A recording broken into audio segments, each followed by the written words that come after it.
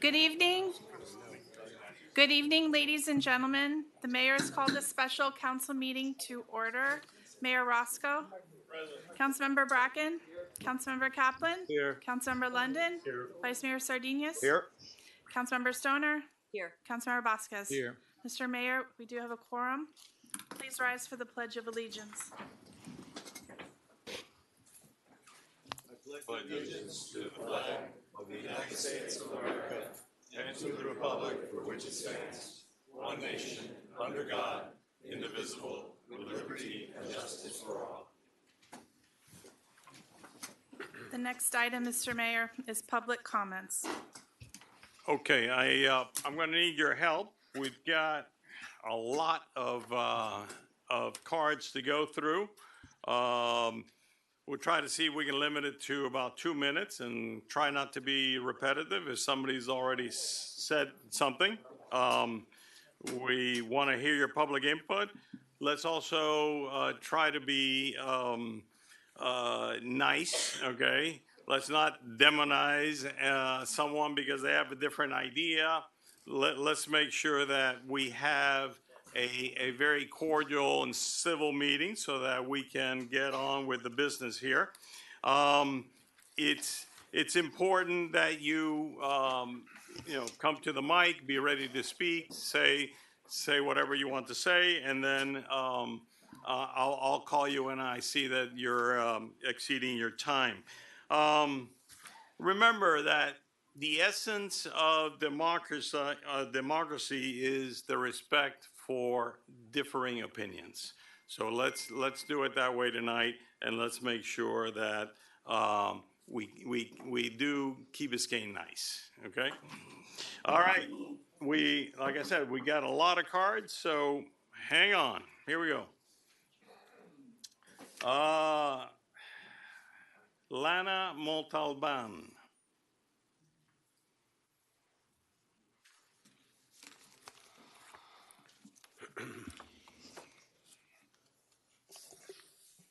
Dear council members, my name, like you said, is Lana Montalban.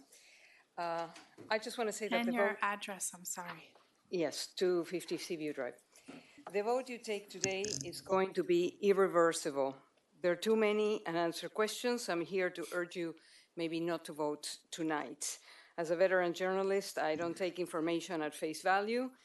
And any of the information, I don't know if it's biased. Is there any lobby that had any incline into this?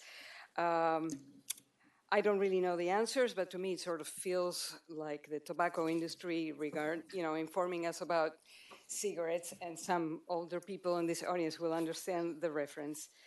I am not an environmental engineer, so I am alarmed because it's quite impossible to understand some of the language or the details. Are the consultants right? I know that there were meetings where the consultants were talked to directly. I didn't participate in any of them, and maybe that's why I have so many doubts. My objection is I'm very well informed, and I'm still wondering why one proposal talks about cutting many trees. That should never be an option. There are big differences between the proposals. Why? Don't they both have the same goal? And what does 90 cubic feet per second versus 57 cubic feet per second initial mean? What are FDEP requirements or DERM and NPDES permits? I don't understand any of that. Why am I supposed to understand the technical details? And one is more than $10 million more expensive than the other one, while the maintenance expense is the opposite, almost $1 million versus $500,000 a year, and the services seem to differ greatly. We're entering another hurricane season, and it could be an emergency, but rushing towards a decision that cannot be reversed is never a best road to take. Okay. We all need these I need you to ideas wrap to be up. explored more. Yes, it's just 2 more sentences. We need these ideas to be explored more in depth before a decision is made. All I'm saying is you are our representatives. Please represent us well. Thank you. Thank you very much. All right, next speaker, Mike Davey.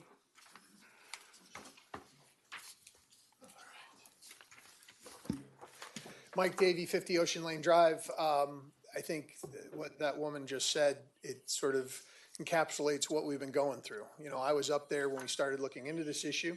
There's been a lot of information. We've gone through a lot of iterations. There's been a lot of attacks on people, unfortunately.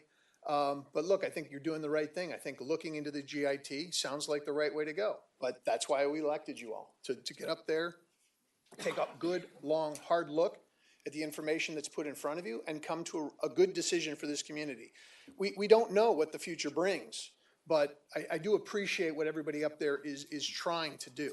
I know you're all working hard. I know how hard it is to be up there and make decisions like this because it's important. This is a critically important. I think Joe's been up there for the two most important projects we've done. That's the sewer project and now this project. This is the most important thing we've got facing us is how do we deal with the stormwater into the future. So I commend you all for doing it. I would also just ask, to your point, Mayor, let's stop with the attacks on staff. You know, it's one thing to go after us as either electeds or former electeds and call us whatever you want. But the fact is, it's like punching somebody who's in handcuffs when you go after somebody on staff. There aren't ulterior motives amongst these people. I mean, they may have opinions, they're human beings. But the fact is, I know all these people here, they work hard for us. They put their time and effort into doing the best they can for this community. And I think to demean them, it demeans us. Because these are good people, they mean well. And we can disagree with their opinions, but we've got to give them the respect that they deserve as the people that we employ to do the jobs they do. So that's it. Good luck tonight. Enjoy. Thank you. Next speaker, Mark Freed.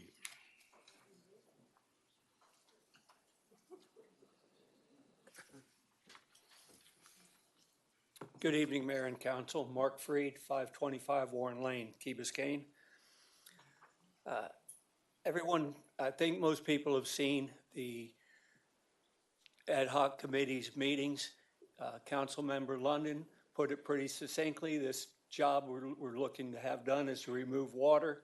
We can remove water quickly or quicker. We can do it expensive or a little less expensive.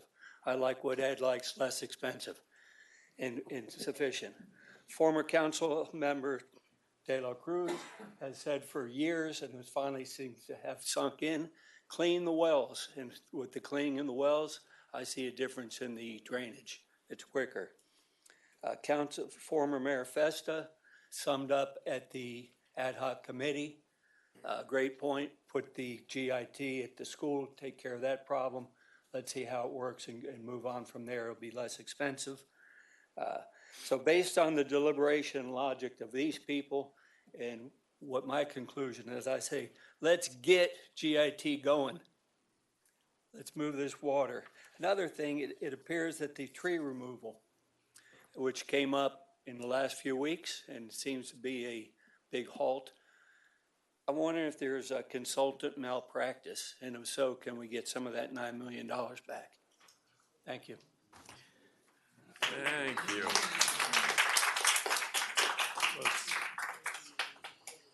Thank you. Next speaker is Claire London. Good evening, everybody. Claire Amarina, London, 736 Woodcrest Road. You gonna be nice to this guy here? No? I'm very fair, always. What I will tell you, those of you that don't know, is that I served on the beautification board of Key Biscayne for years with Ceci Sanchez and Gina Coleman. And one of the things that came up time and time again was keeping the tree canopy lush. And that's what we work quite hard to do.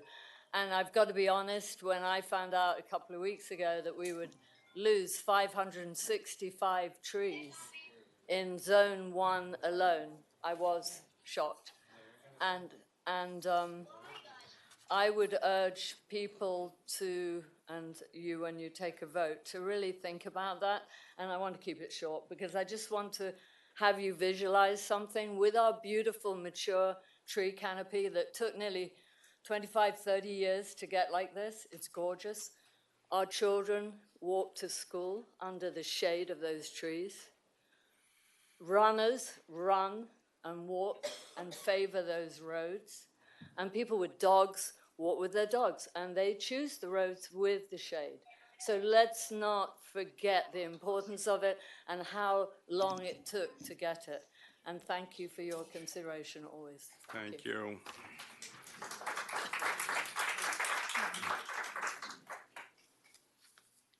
Betty Conroy.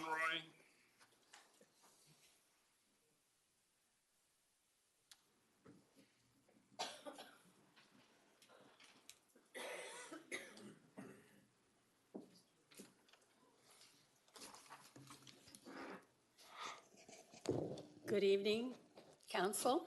My name is Betty Sim Conroy, 785 Crandon Boulevard, Unit 1403.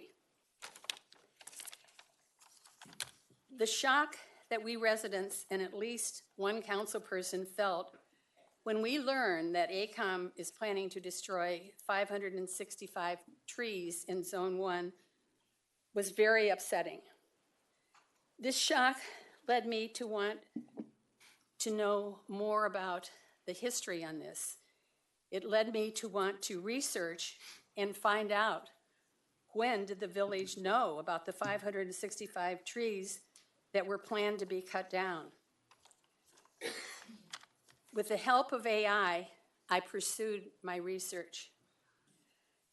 By January 28th, 2025, at the special council meeting, AECOM's plan was 100% designed. By January 5th, 2026, the design plan was described as 100% designed and ready to go out for bid. Based on verified documents, the village had public design level knowledge of Zone 1 impacts for about a year before the plan was described as fully designed and ready to go out for bid. The village probably, and I don't know what part of the village, the manager, the council, I don't know that, but the village, whoever was working on this, probably knew about the trees by January 2025, and most certainly by January 2026. 30% of the design was done by September 2024, 60% of the design by early January 2025, 100% design and ready to go to bid by January 5th, 2026. So at least 3 months ago, with a completed design plan, the village had to be aware of the 565 trees that AECOM planned to have destroyed. However, as far as public knowledge, maybe 2 weeks ago, we found out about this. This is obviously a classic example of a lack of transparency in our government. It makes me wonder, how many times is this happening? Government transparency. You want to wrap up, Betty? I'm not allowed to finish? No, I've said, can you wrap up, please? Government transparency directly strengthens public trust by ensuring accountability, reducing opportunities for corruption, and giving citizens meaningful access to how decisions are made. Transparency fosters trust by demonstrating that officials know their actions are subject to public scrutiny, making them more likely to act ethically and responsibly. When information is hidden or difficult to assess, citizens assume the worst, leading to cynicism and belief that government isn't serving their interests. Okay. I don't like saying this, but I'm afraid we are seeing a growing lack of trust in our own government here in Key Biscayne. Thank you.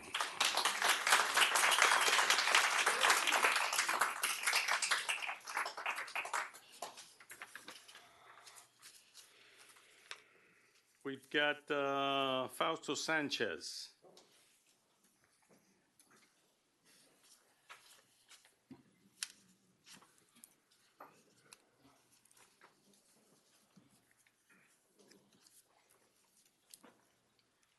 Good evening.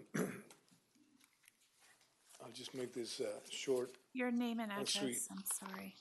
Fausto Sanchez, 600 Rectory Drive. I've called this beautiful island home for over 41 years. In that time, I've seen our community transform. This progress has been a blessing for many, It brought us the amenities and vibrant life that we enjoy today. But after decades, the downside of that progress is clear. Our Biscayne Bay, it is at a tipping point.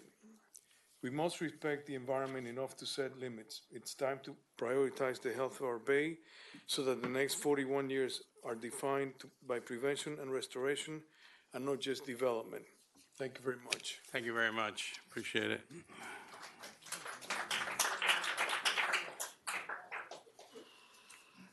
Next speaker, John Festa.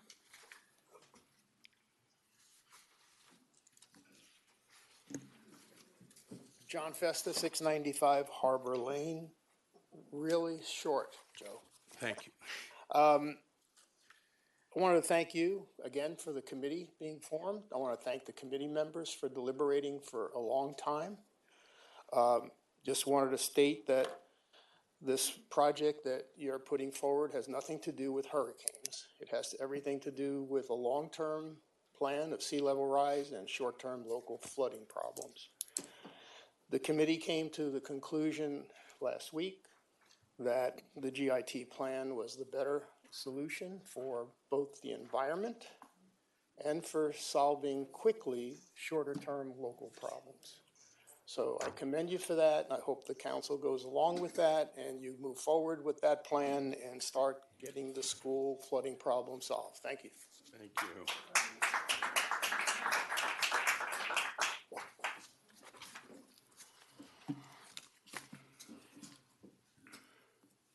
Luis de la Cruz. Luis de la Cruz, 640 Allendale Road.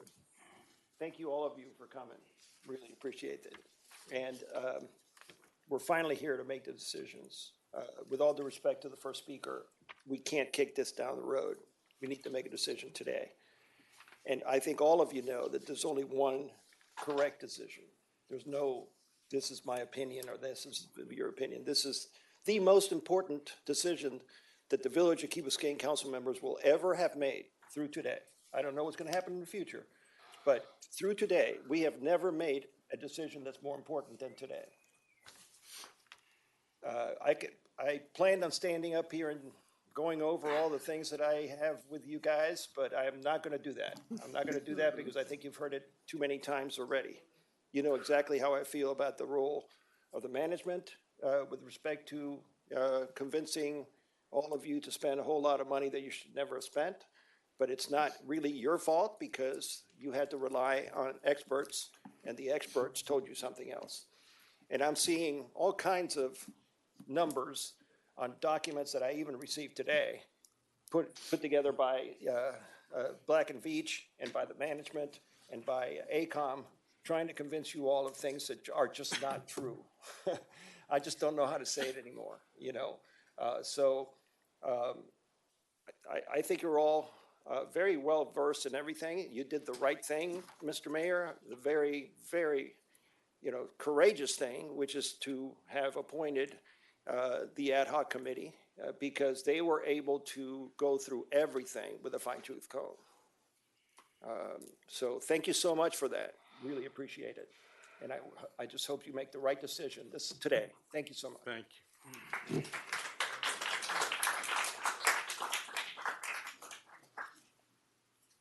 Rose Haney.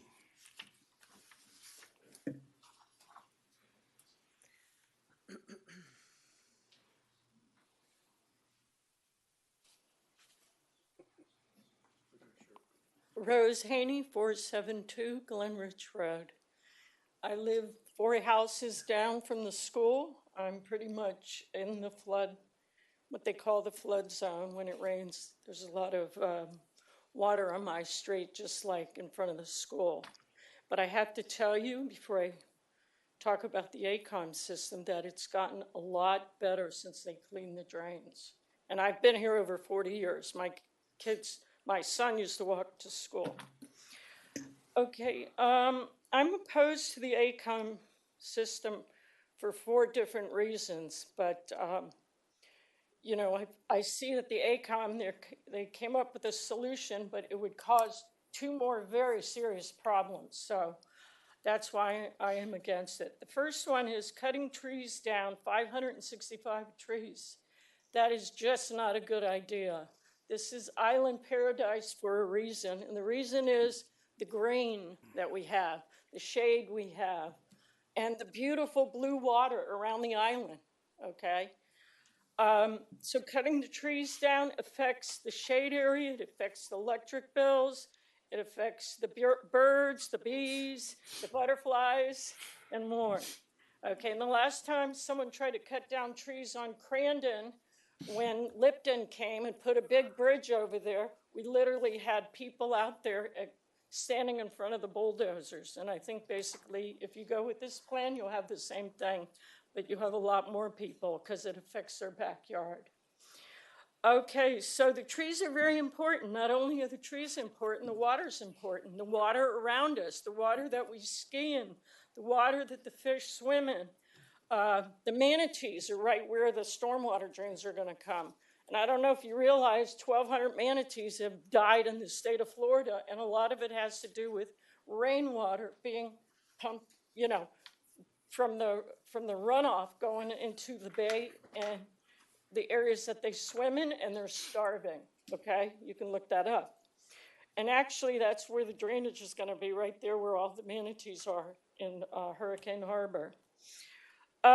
It's just not a good idea to do that, okay? And raising roads by 2.5 feet, that's a big concern because they did that in Miami Beach, and there's a lot of low-lying properties like mine and hundreds, okay, on Key Biscayne, low-lying properties. And when you raise roads, you got to be very careful because gravity's faster than pumps, and the water will go in our yard. Oh, I'm going to get to the end here. Okay, thank you. Okay, so that's the third reason that scares me. And the other thing is the disruption of the roads for years and the kids trying to get to school and the dust everywhere and the construction. It's just not a good idea. So if you want to keep this island paradise as it is, please vote against the ACOM plan and consider the GIT plan, and I appreciate you working on the recommendation. It looks good to me. Thank you, Rose.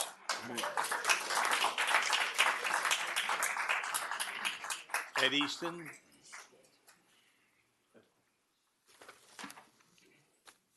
Ed Easton, 18 Harbor Point.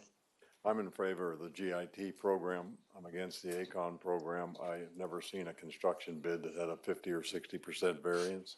It seems unheard of to me.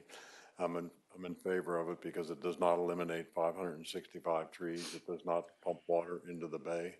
And this community cannot afford $100 million worth of debt. And I think that's the right move, and I thank you all for all the service you do for this community. Thank you, Ed.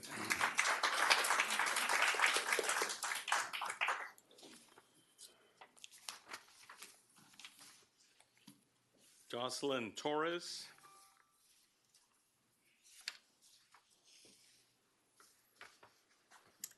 Good evening. Jocelyn Torres, 161 Crandon Boulevard, apartment 121. This is about protecting our trees, preserving the health of our bay, and using our resources wisely. So I believe the GIT aligns with these priorities, so I ask you to support the initiative. Thank you. Thank you.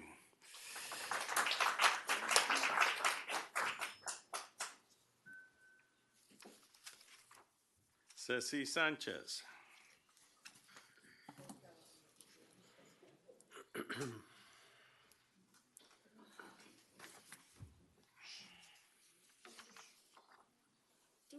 Cypress Drive, Cecile Sanchez. I am wearing, because I was there, do you remember when Andrew passed by that the canopy of all Cape Florida State Park went away? How long did that take so that we could have shade back in the park? 20 years? More? I don't understand it. I do not understand it. How someone plans something, such a big project, and doesn't disclose the impact, the negative impact, the pros and the cons. We should have known about it. I think if we would have known about it, maybe less money would have been spent because it's out of the question. We are paradise found. We are proud of where we live and we want to keep it that way. Please. And to get an exemption, dumping untreated water in Biscayne Bay, our bay? How could we think about such a thing? We are saying, Tree City USA, please, let's continue living.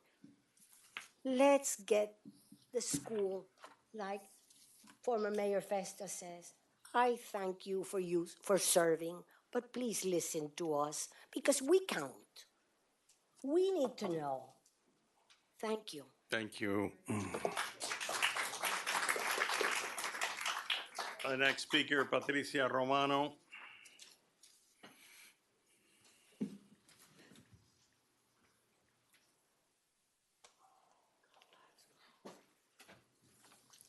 Good evening, Patricia Romano, 361 Beechwood Drive. Thank you for your service, all of you. First, I want to say happy birthday to Mother Earth. Today's Earth Day, the only one we have, so we better take care of it. The ad hoc committee has recommended the selection of the GIT proposal because it is a more efficient and fiscally responsible approach to initiate our efforts to mitigate flooding from heavy rain and sea level rise. I urge you to vote in favor of the GIT stormwater proposal. We are living through uncertain times, which require us to be extremely cautious with our expenditures. My preference for the GIT proposal is based on its modular and phased implementation of the project that results in a better allocation of our village resources and much less disruption of our daily life. In simple terms, the GIT proposal is more practical and more affordable. We are experiencing increasing exorbitant home insurance premiums and utilities costs. The last thing we need in our village is to incur in a debt of hundreds of millions, which will certainly result in devastating tax increases on our properties. You must also consider the environmental impact on Biscayne Bay and on our community by the ACOM proposal. We will never stand the destruction of our almost 600 mature trees that I was checking the price to replace those, and it's over $10 million if you're gonna plant the same trees. But I'm sure they will plant little trees that it will take 40 years to grow. Our consideration must be given to the effect on our community's quality of life if we were to replace the entire existing stormwater system and implement a comprehensive road raising and grading as proposed by ACOM. Most of us remember how much we suffered during the destruction of our roads for the installation of the current stormwater system. Traffic nightmares and muddy cars and shoes. I should also mention that based on the required elevation of new homes in Key Biscayne, road raising is a solution looking for a problem. Raising roads in other coastal cities in Florida, like Miami Beach, has caused significant issues, including diverted flood water that swamped lower-lying homes, steep, inaccessible driveways, and causing stormwater to pour in yards. Okay, you wrapping Yeah, up? it's almost, I'm wrapping up. All right. It's the last 5 words, no, more than 5. It is my understanding that comprehensive flooding control projects must include effective mitigation of beach erosion caused by high tides and storm surges. Many cities in Florida are using living or regular segmented breakwaters to enhance shoreline stability. Maybe we can look into that. I Okay. do believe, however, that GIT should add emergency generators to power the pumps. In Key Okay. Biscayne, we lose power when we flush the toilets, if you know what I mean. Thank you. Josie Valdez Hurtado.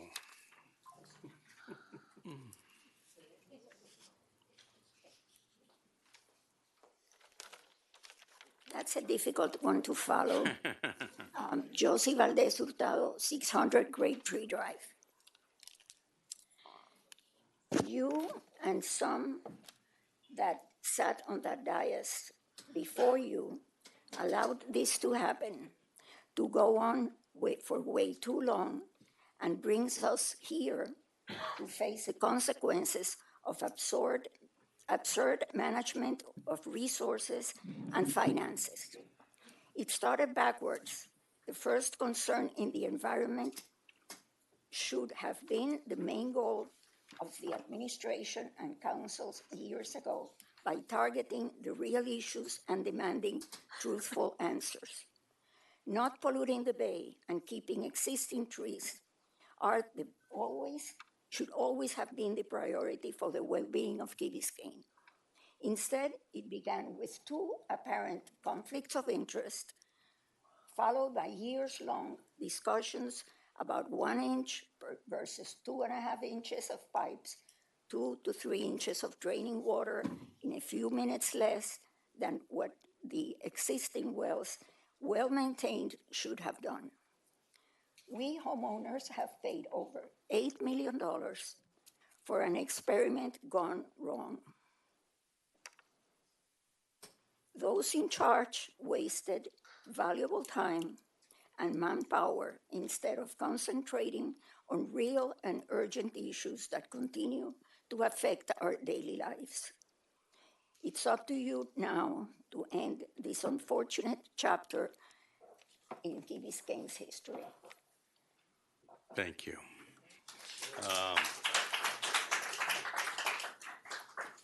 Finley Matheson.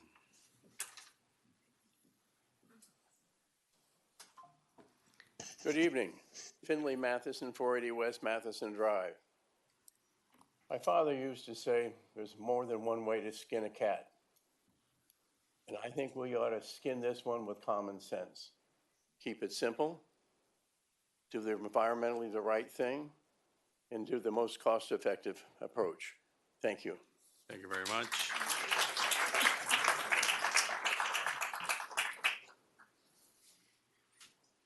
I've got Elena Iturralde.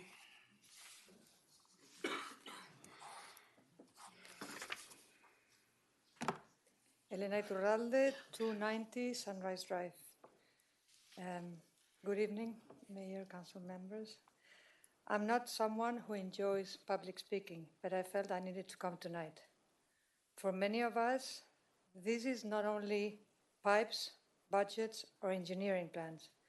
It is about what kind of place we want to live in. When many people think of nature here, they think of the beach or the sea. For me, I think of forests and trees. Our trees are not decorations.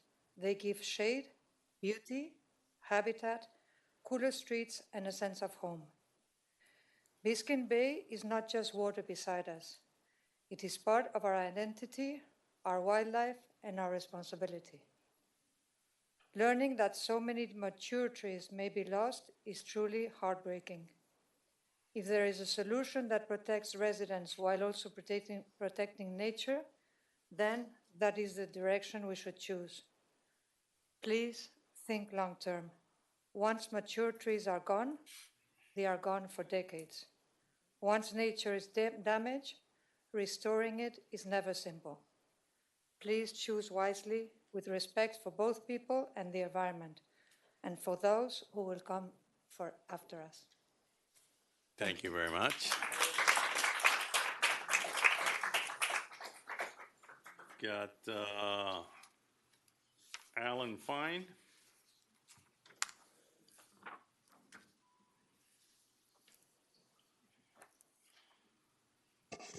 Good evening, my friends. Alan Fine, 525 Allendale Road, Key Biscayne. Like Mayor Festa and others, I want to thank you for all of your work on this issue. I must say, at the beginning of this process, first of all, as all of you know, I worked very hard on the original bond issue, which, as most of our referendums have done, passed by a more than 2-to-1 margin, because back then my hair was already on fire every time I walked out and looked at the drain in front of my house, and I saw that even at low tide, the water was just a few inches away, and it's coming up, and it's gonna keep coming up. And my friend Ed understood, and I think we had great agreement on what we needed to do on that vote. On this one, originally I was pretty impatient and concerned that we might be studying this issue to death and we should just get on with it.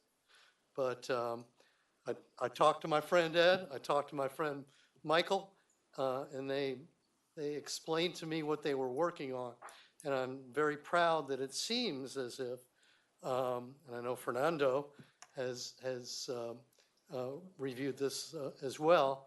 I was very pleased that there seems to be a great consensus on what you need to do tonight. To me, as Rose and some of the others pointed out, I think the main issue to me, having lived through what happened when the sewer system was put in, the disruption to our lives was awful. And if that alone could be avoided, that would be great. But perhaps more important, I did not realize until spending a lot of time talking with y'all that the canopy that we've created from nothing, our streets used to look like Hialeah, and now they look like Coral Gables. I mean, we can't give that up. And I think Better than Coral Gables. better on some streets, better Hands than down. Coral Gables. You know, on Allendale we could have some different trees, which would help.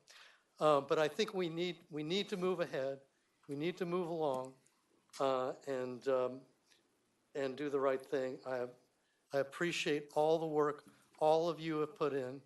I came tonight because I was concerned that all of this was being presented in emails I was receiving as something other than the consensus that I saw forming, and an argument that we need to have yet another referendum.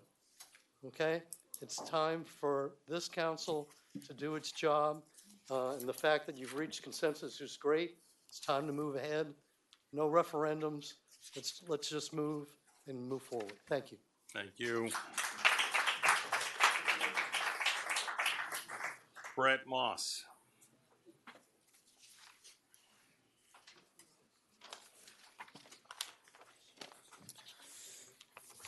Good evening, Brett Moss, 152 West Master Drive, Key Biscayne.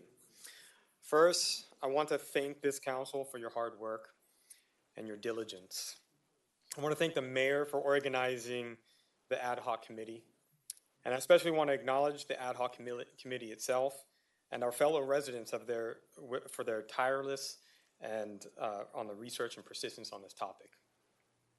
As Alexis de Tocqueville observed, that local government is where democracy truly happens. Seeing this level of engagement from our community and our elected council is democracy at its finest. Tonight, we stand at a fork in the road. We face a critical choice in how we alleviate our floodwaters as produced by rainwater. A large centralized pump system discharging into the bay, or a modular injection wells discharging into the earth. Both of them work when it comes to moving water. But the question is, what is better for our community? I'm here tonight to voice my strong opinion and support for the modular injection well system. I believe this is the right path for 4 reasons. One is adaptability. This system is modular. We don't have to scrap our existing infrastructure. We can fix and reuse what we have and prioritize in the most vulnerable areas first. We can also extend the system to cover more areas and more homes. Second, financial feasibility. The centralized system requires a massive upfront capital investment. Injection wells allow for incremental funding.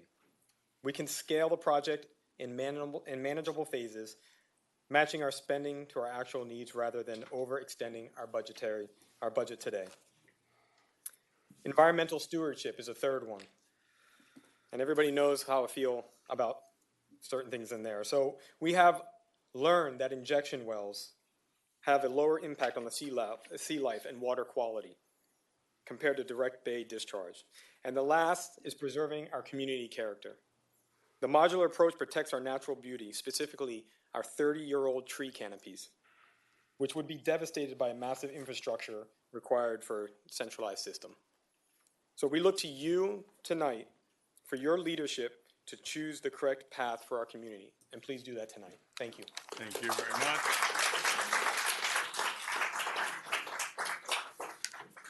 Okay, that's all the cards I have.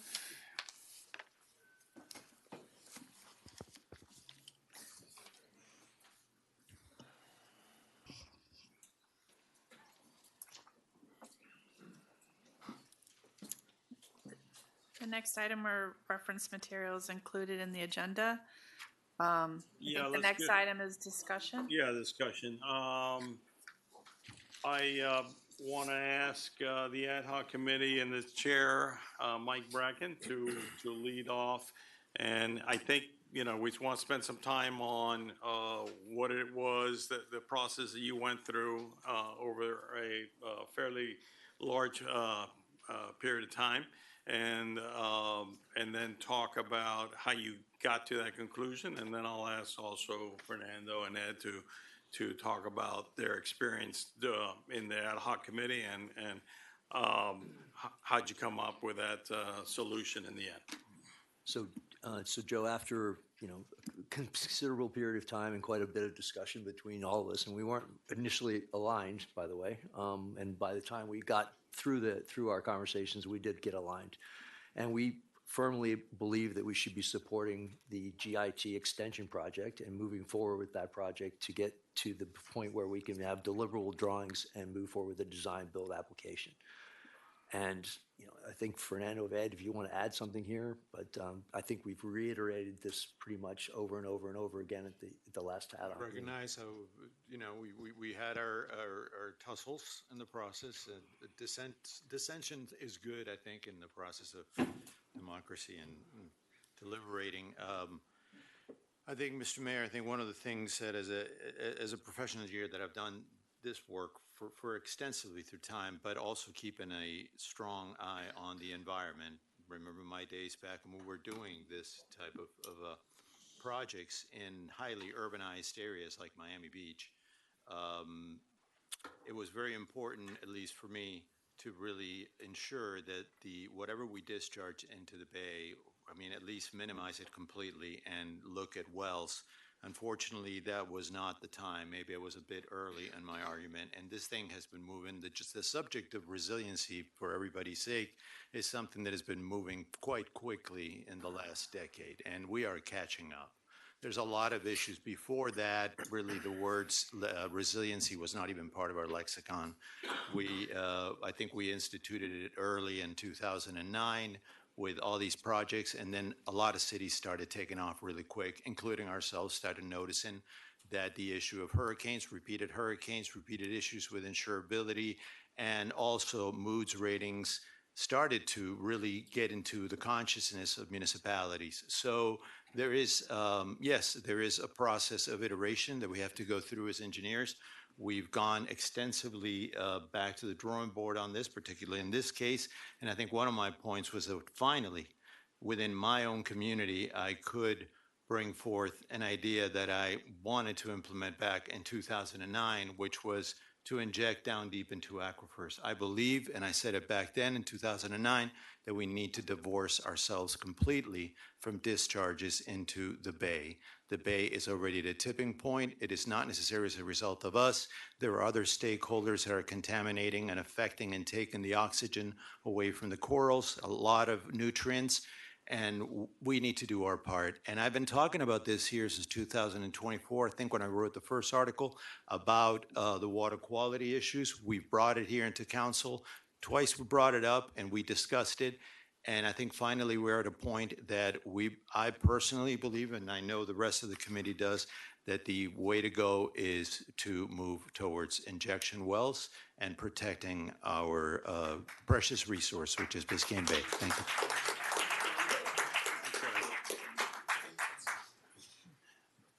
Ed. Joe said be nice tonight. I'm always nice.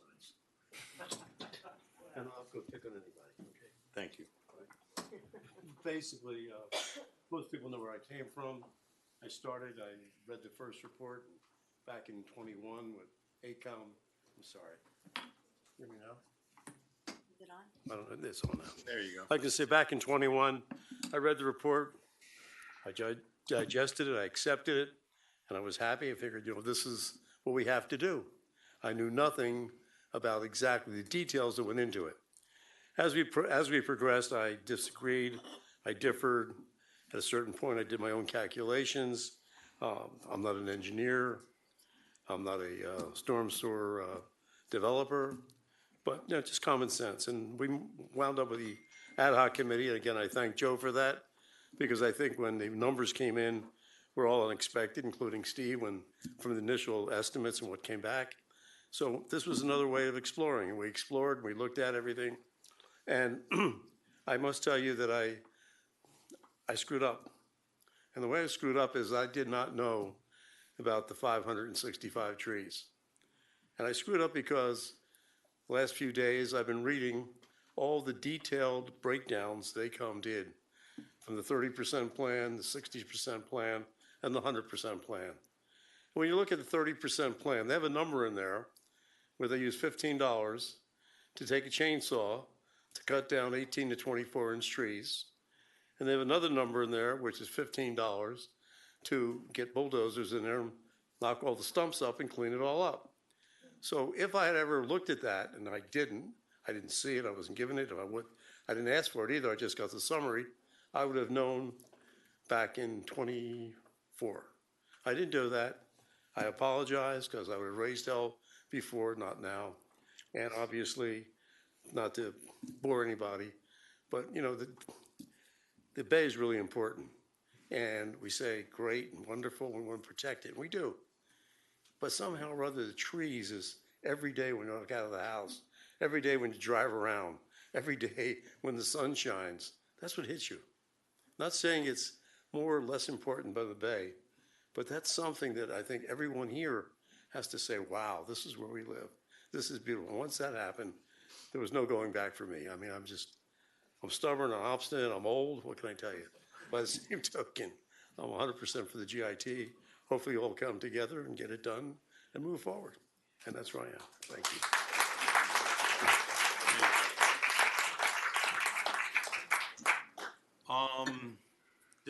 Let's get a couple initial comments, since we want to go through a couple other things. Which way you want to go, Ms. Nancy? Sure. I just have a couple of general comments. First of all, I want to make it clear that I too am not an engineer or a scientist, but since I have been, even since I was campaigning and through the 2 years I've been, almost 2 years on council, I have tried my level best to learn about the AECOM proposal and now about the GIT proposal. I have gone to, obviously, the council meetings. I have gone to virtually every ad hoc committee meeting, and I have gone to the monthly staff meetings that we have with Black and Veatch and AECOM and our staff. Really trying hard. It's complicated. It is complicated. And there is no one answer because there's no finite information. There are estimates. We can't even go forward on the basis of history. So everybody up here, everybody is making the best decision that they can, including me, based upon the information that we have. And I don't think anybody in the staff or on council has any ulterior purpose but to serve this community. I have my own preference now that we're at this point. I think that the GIT proposal leans more toward the best interest of this community from an ecological perspective. The trees are not only important because they're beautiful and because they give us shade, but they're also for clean air and to cut down on our energy consumption. I also want to make it perfectly clear that my own decision in this, my own vote, has nothing to do with the threat of a referendum. I come to my decision from a common sense point of view, from the information that I've learned, and nothing other than my own analysis of the situation and the facts that we have has led me to my decision. I really appreciate council and the ad hoc committee and everything that they have done because they have also done their level best studying and coming to the decision that they think is best. So thank you. Thank you. Frank, initial comments? I thought about moving to adjourn when Davey stood up at the podium. I thought I should have done it then, but it's too late now. I don't think that this is an unfortunate chapter in our community life, as was suggested. It is a challenge. It has been a lot of study, a lot of work over the course of a long period of time. I think we've come to a point of having two different alternatives that are nothing alike. If we were aspiring a year ago to be in a position to be able at some point in time to compare apples and apples, it's very clear as of late that that's never going to happen because these are not of the same fruit. The AECOM plans positives have been discussed for a long time. The tree detail, it seems to me, my memory is that the detail came out not in connection with their progress completion developments, but rather when the road harmonization plans were coming out for concrete discussion. And all of a sudden, the realization lit up the room that all of us reacted to with a degree of shock and horror about the number of trees that would have to be removed and replaced. With skepticism, too, about whether they could possibly be replaced with mature trees and whether the canopy would be degraded inevitably as a result. That was, I would say, a dire negative at that time, whenever that occurred, whenever that was. I don't think there was ever 5 seconds of serious discussion about discharging untreated water into the bay. That was never at issue. The question of filtration efficacy has always been a serious question. The place we landed at in terms of AECOM's permitting requirements, it's not an exemption, simply a permit, but that does not obviate the serious discussion about whether the better and more responsible process is filtration, injection, or discharge into the bay. We are all sensitive of the health of the bay and all recognize that it's damaged, and we do not want to contribute to worsening that damage. With all that, we come to two problems with AECOM that I find difficult getting past. One is the disruption, the construction disruption. And another, and that includes the trees, but it's more than that. Although I probably couldn't get past the trees if that were the only issue. The other is I harbor a sense that AECOM has delivered a level of service that is beyond what we need. We spent a lot of time talking about what the level of service needs to be to ensure continuity and to mitigate the kinds of disruptions that come from worsening weather.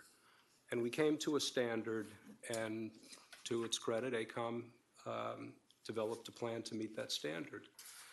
I think we've never, any of us, I speak for myself, but I think this applies to all of us here, and some of us who preceded us that are here now in this same conversation, felt that the level of service could be a little less, could be a little worse. We could tolerate more for longer. And I continue to harbor that asterisk and insecurity about how much AECOM has engineered to deliver arguably perhaps more than we need. Coming to GIT, I'd like to ask a couple of questions because there are some, I would say, known unknowns that bear on price and efficacy.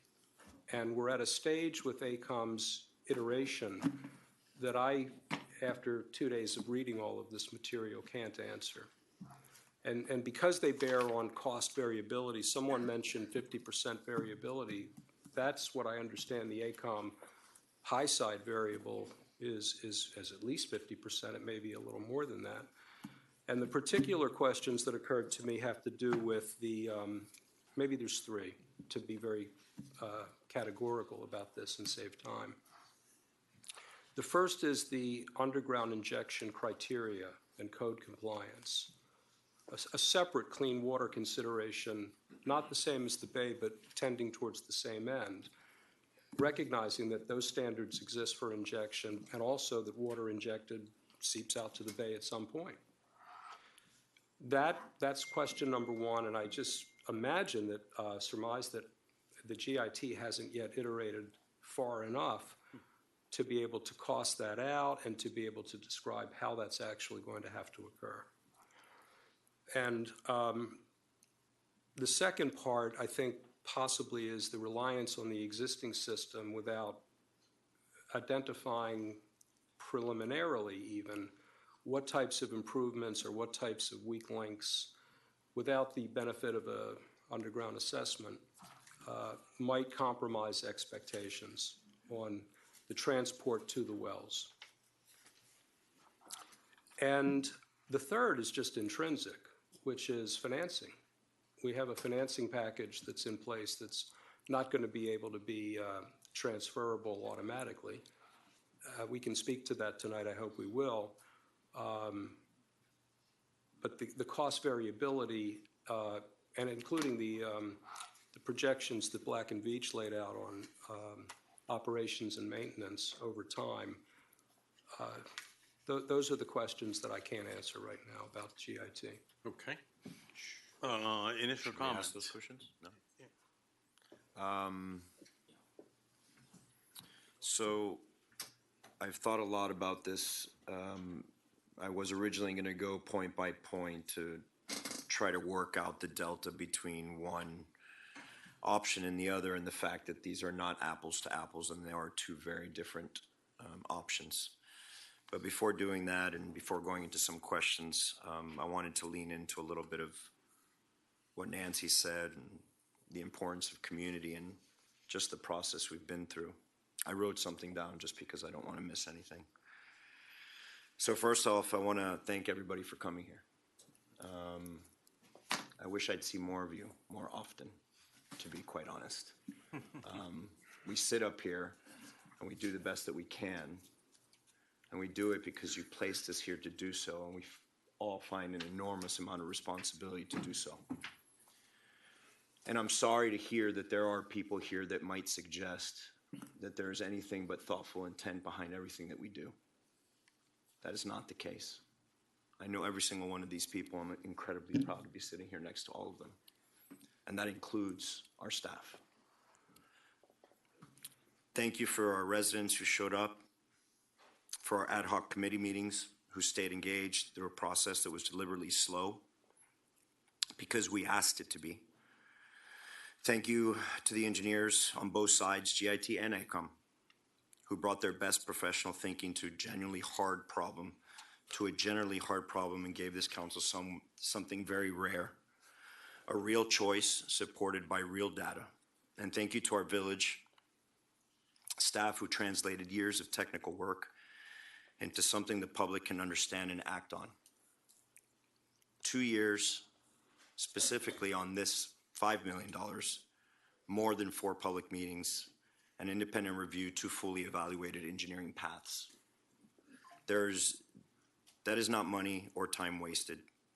That is exactly what responsible government looks like when the decision is hard enough and the stakes are high enough to deserve it.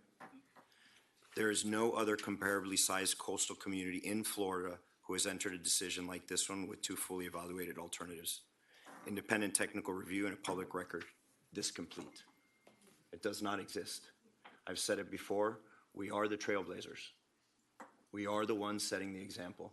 It's an important responsibility. And it should not be thrown away, and I feel an immense amount of empathy for people that think that honestly that there is anything nefarious or non-transparent about what we've gone through for the last 2 years. I feel empathy and pity for people that feel that way, because that is not who we represent. It never has been, and it never will be as long as I sit here or any of my colleagues sit up here. There are several disparities, you know, in the comparison of both of these. It's a horrible thing to suggest that there's 560 trees being displaced or removed or changed or whatever you like to call it. 343 of those are palm trees. Palm trees do not give us the shade that many people have spoken about. And in the GIT program, there is. I said this at the very beginning. If you continue, I'll have the room cleared. So please. In the GIT, all I'm trying to suggest that is AECOM had a very thoughtful, intentional approach to how we replace that. GIT has not. That's just one small example. I'm not suggesting that anyone is better than the other, and certainly we cannot kick this can down the road. The people who live in our community, they've come to our meetings, they've submitted their comments, they've moved their cars, their watch water rise and waited. They should not wait any longer. They're waiting to see us act. Tonight, I want them to know that this council has heard them. And despite all the questions that are going to happen now, I think that tonight we absolutely have to come to a decision. Now, that decision is not binary. It doesn't mean 100% one or 100% the other. What it means is a continued thoughtful approach to see what is the best opportunity for us to have the best solution at the right cost. And so, with that being said, we'll move on. We'll ask some questions. I think it's important to ask those questions. I think Frank touched on quite a few of them because education of our residents is important. I want you to know what it is that we're getting into in both respects. And at the end of it, I have no doubt that we'll come up with an excellent plan, and I have a feeling that we're all pretty much in the same place. And you'll see this council work in unison, and I think and I feel in my gut that we're going to come to the same conclusion. That's okay. Mr. Mayor, one supplement to my question. Sure. This might help drill down on sort of the gravamen question. In 2024, one of the points of advice that we got was that injection wells were not suitable to address this problem, full stop. 2021. And 2024. Also. Yeah. That's right. And there was an analysis as to why that is. So one simple question is, what's changed? Is it a difference of opinion? Is there a different level of analysis that has looked at the problem in a different way? I'd like to know, because part of what that touched on, I'll say this incorrectly because we're going to get technical when we start talking about head depth, but part of this premise was there wasn't sufficient pressure to be able to push that water down at the base of the well. So that's a physical constraint, not an opinion. So that opinion has obviously changed, and I'd like to just talk about why that is, how that happened, okay? Yeah. that's probably the most important question. Okay, let me try this. I think I know how to count votes, okay? And what I see us doing right now is, I think I'd like to take a vote and then continue the discussion after. I would really love all of you to stay so that we can do that and ask these kind of questions and get these kind of answers. I just feel like we want to give the public input that was given and give our blessing to the GIT plan and just keep going. Because I can see we have the ad hoc committee that I named already come to us with 3 affirmative votes for GIT. From what I've heard from my colleagues so far, there doesn't seem to be a huge discrepancy. We got a bunch of questions like that, but what do you all think about, let's have the vote and then continue the. I just want to make sure the question of what we're voting on is perfectly clear. Okay. Because You want to take a stab at it? I don't think we're voting on installing the GIT plan tonight. Tomorrow. Right. I think we're voting on, do we want to pursue that design idea? Do we want to go further down the road? I think that's what we're voting on. Okay, maybe I'm I don't wrong, know. but I want to make sure that we're all on the same page about what we're voting on. You want to take a shot at it? Make a motion. Yeah, yes. I'd like to make a motion that we accept the GIT plan and we engage GIT to Quiet. go forward to prepare bid packages for 2, 4, and 6 well installation. Then, once we do that, it goes out to bids, and then we can make a decision how we're going to proceed with that. I'll second that. But I want to ask a question before that. And this is just strictly a procurement question, more than anything else, to the attorney. Are we, by choosing GIT to proceed, are we in the limits within CCNA? That's all. This is just a clarification, because we also want to, in the heat of the moment, folks, we want to make sure that we're staying legal here, so. I do think, so let's start to how GIT was retained. GIT was retained to do a planning study under the CCNA statute. To proceed to the next step, you would have to then. Chad, you want to Yes. explain what the CCNA is? So the CCNA is a law, a Florida law, which requires competitive bidding for certain practice areas such as engineering, where the bids have to be based upon the qualifications of the individual's bidding and not based upon price. There's some exceptions to that, but that's generally speaking. So when the village seeks engineering services under state law, we need to follow that procedure unless it falls into one of the exceptions.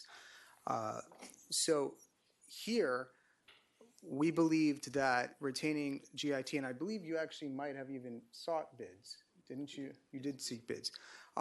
We did seek bids, and GIT was retained. However, we could have used them as a planning study. With that being said, now that we have this information, the CCNA would require us to go out and seek qualified individual companies or individuals to actually prepare the design criteria package or take it to the next step. That's not saying that GIT can't bid on it, but it is a procedure that we would have to follow. So I would suggest in your motion, you would just stick with proceed with the GIT plan, and then you can direct the manager to proceed to bid it out, to hire the professional, to I actually. amend my motion as you directed. Yes. I'll second it. And again, I'll reiterate, I'm not saying that GIT can't apply, it's just the process that has to go through. And we can discuss that afterwards too, so. Can somebody All right. clarify the motion, please? Chad, clarify the motion, please. Motion I just made. Believe that Councilmember London would like to make a motion to proceed with the GIT plan that has been presented and to direct the manager to seek competitive bids to hire a engineer to design a design criteria package for this project. Okay. We have a second, Madam Is that Clerk? appropriate as Yes, far as the Councilmember design? Okay. Vasquez. Yes. Okay, discussion on the motion? Call the roll. Without, at the stage of development that this concept is at now, are there assumptions? Come on. Are there assumptions relative to discharge capability that, if not met, cause this system to be ineffective? Not that we're aware of. We can ask I asked answers one question before. I'd rather. I know, but satisfying. Who do you suggest? I mean, I would suggest we speak to the GIT representative. If you have questions, you can bring him up and ask. You have one basic question, which is confusion between a disposal well and a shallow injection well. Right. What you're referring to is the water table went up the head, which is a differential between the surface and the water table, diminishes. That pressure is reduced, it doesn't drain as fast. An injection well works on a pump with electric motor pressurizing it, so it doesn't really matter. It matters in this respect from what I've read, and I'm not an engineer. Neither am I. There are limits in permitting Yes, mine. capabilities for a certain pressure max. Correct. And the question that arose is whether that max can be achieved to cause this to dissipate water. Yeah, we should actually bring it, Mr. Manager. You know, hold on. We have a proper motion before us here. Second. Let's vote on that motion, and then we can keep going. Sure. The question is technical, that's all. I'm sorry, on the motion that was modified, who made the second? Councilmember Okay, Vasquez. and you accept those changes? He accepted the Yeah, amendment. okay, all right. Okay. Roll call. Madam Clerk, roll call. Councilmember Bracken. Yes. Councilmember Kaplan. Yes. Councilmember London. Yes. Vice Mayor Sardinius. Yes. Councilmember Stoner. Yes. Councilmember Vasquez. Yes. Mayor Roscoe. Yes. Motion carried. All right. All right. Let's get to Frank's questions. And then everybody else's questions so that we can get a little bit better feel for what we want to do. Joe, would it be appropriate to ask the engineer to come up and answer his question? Answer his questions, yes. I did, there were two issues. I would stick around. One was the proximity. People should stick around. That was because they had designed it. Are you ready, Mayor? Yes. Okay. 3.2 inches, they said it was mounted. That's what you're talking about. That's back in 2019. What happens is you don't require. Good evening, Mayor. Hold on a second. We get, we'll get through this here. The water table would rise. So that's the reason.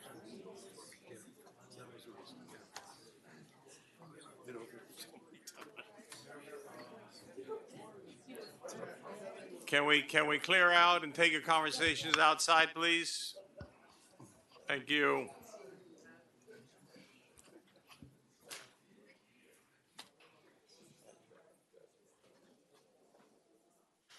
Thank you.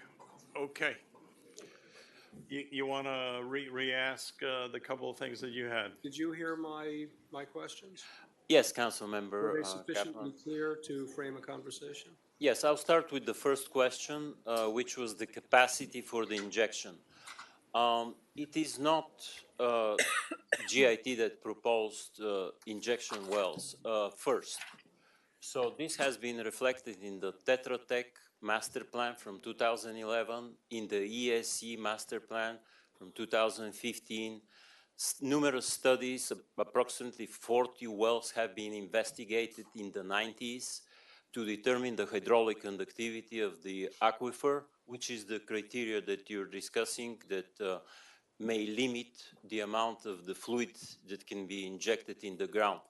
All they have concluded that approximately 1,200 gallons per foot of head can be injected. For some of the wells, much exceeding those. there are 2 wells that already have been installed in the 90s on Ocean Line and in another location. Recently have been upgraded with emergency generators. So these have shown capacity that are relevant. The Garden District injection wells shows approximately 1,200 gallons per foot of head that to be injected. And we are following pretty much these. Also, the AECOM reported 1,200 gallons. So we're not an outlier, that this has been value that has been investigated, confirmed through different tests. And so, yes, we will be able to inject this amount of in the ground. So that, I think we're basing, maybe some areas, other areas in Florida don't have this capacity, but the hydrogeology here is favorable for underground injection. That's one of the reasons we're paradise. Yes, that's correct. And so the injection is basically at between 80 and 120 feet below the ground. And also to answer the second question of the first question about the water quality, how it may end up in the bay. FDP, the Florida Department of Environmental Protection, does not require water quality treatment for injection wells. However, this is required for discharges in the bay because this is considered direct discharge and pollution in the bay. Underground injection is not in this category. Miami-Dade County requires a 90-second sedimentation, which is what treatment which we provide, which is equivalent also to AECOM provides the same. AECOM plan also provides the same sedimentation. So these are basically equivalent in terms of water quality treatment. And again, this is required by Miami-Dade County. The agency that deals with the bay and the permits in the bay is Florida Department of Environmental Protection, and we will be in compliance. As a matter of fact, when we started looking in the conceptually of what we want to develop, was one of our conditions was safe discharge of flooded water, safe discharge in the ground, and no discharge in the bay. So that was conceptually what we started with. Did I look at this correctly? I thought that I saw drawings of the, is it hydrocarbon separator? Is that the proper description? Hydrodynamic separation. Did it look very similar to what AECON had specified? Yes, these are typically used for all pre-treatment. They call them pre-treatment, but basically that takes the heaviest particles and separate them. And this is also used to remove potential clogging particles from the well and to extend its life and its performance.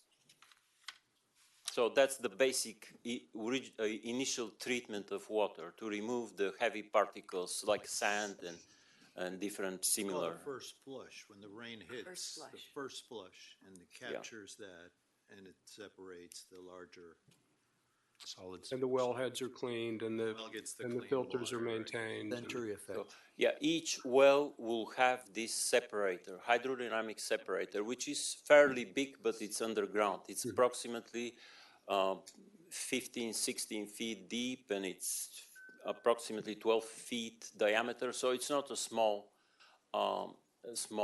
container, but it's underground. It's from concrete, and it's used to retain 90 seconds to slow down the water and allow sedimentation to occur. Mm-hmm. So in effect, the treatment for water quality purposes, the treatment is approximately equivalent to what AECOM was specifying. Yes, approximate equivalent. In their conceptual plan, AECOM referred to using membrane, but that was not included in the final design. So membrane filtration was, but again, this is not required for disposal in the groundwater.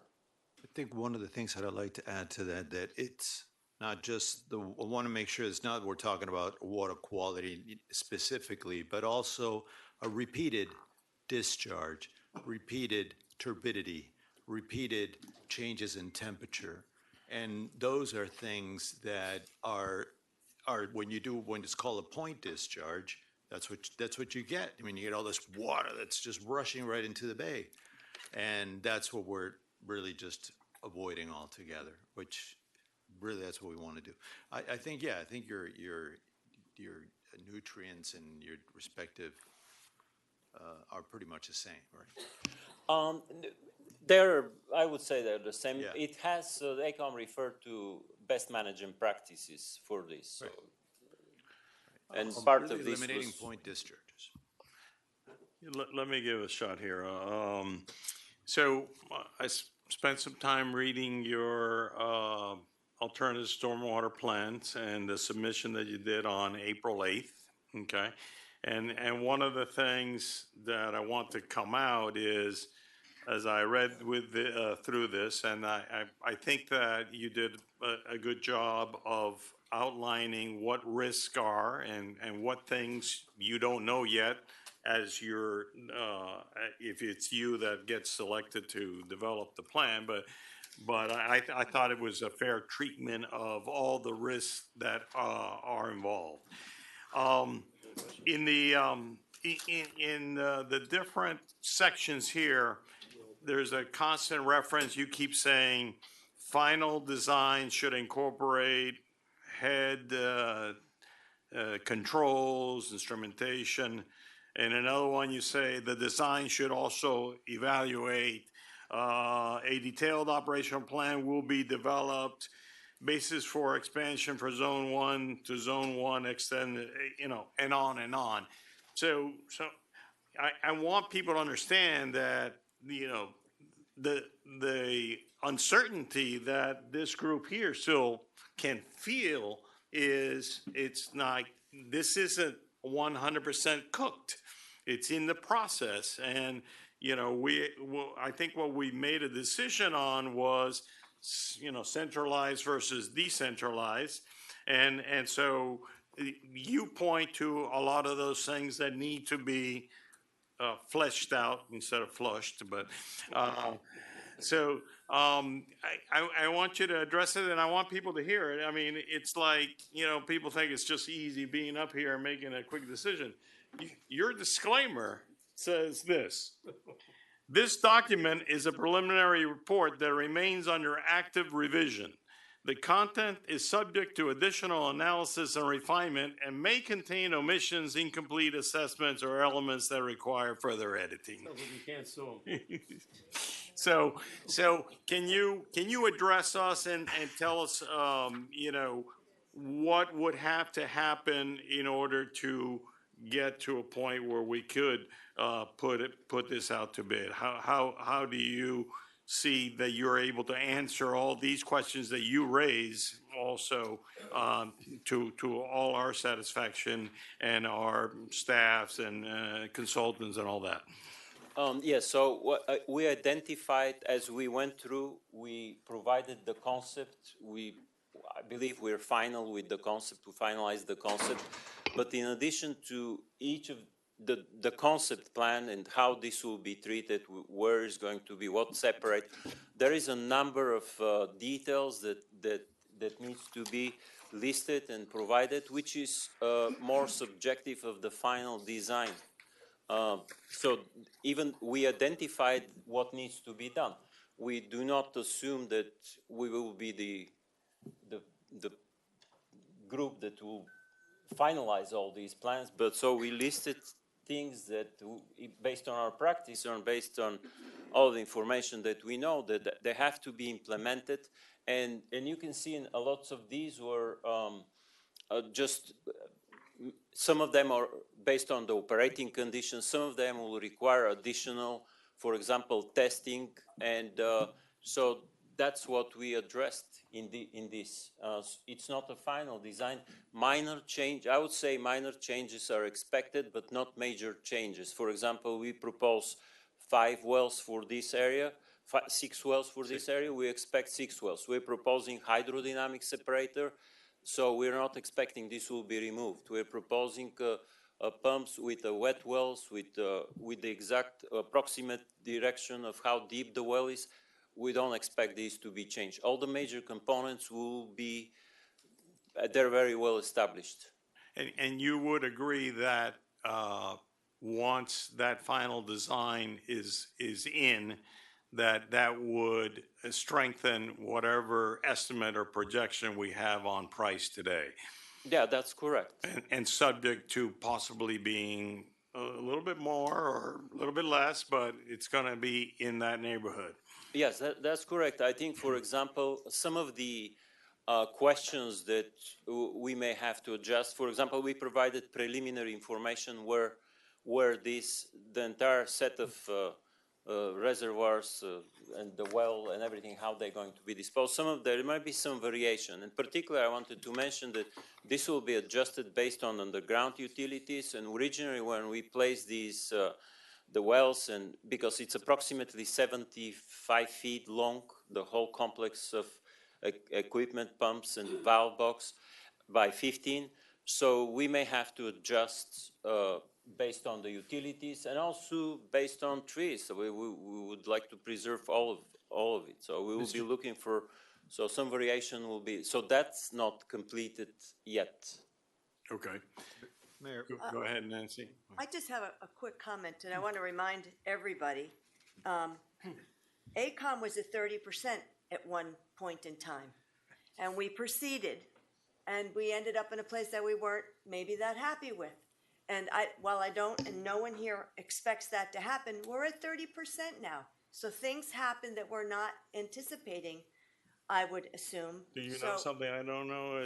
How you got to So- 30%? So we may be in a different place than everyone is expecting tonight. And I'm hoping that everyone's not going to turn around and say that we were not transparent.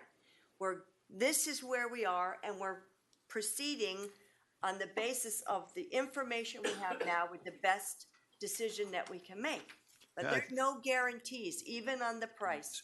I know on the AECOM, as we proceeded, I remember at one point in time, a cost was added because WASD asked us to do something. And that was something that wasn't part of AECOM's plan. So there are unforeseen things that happen that cost money.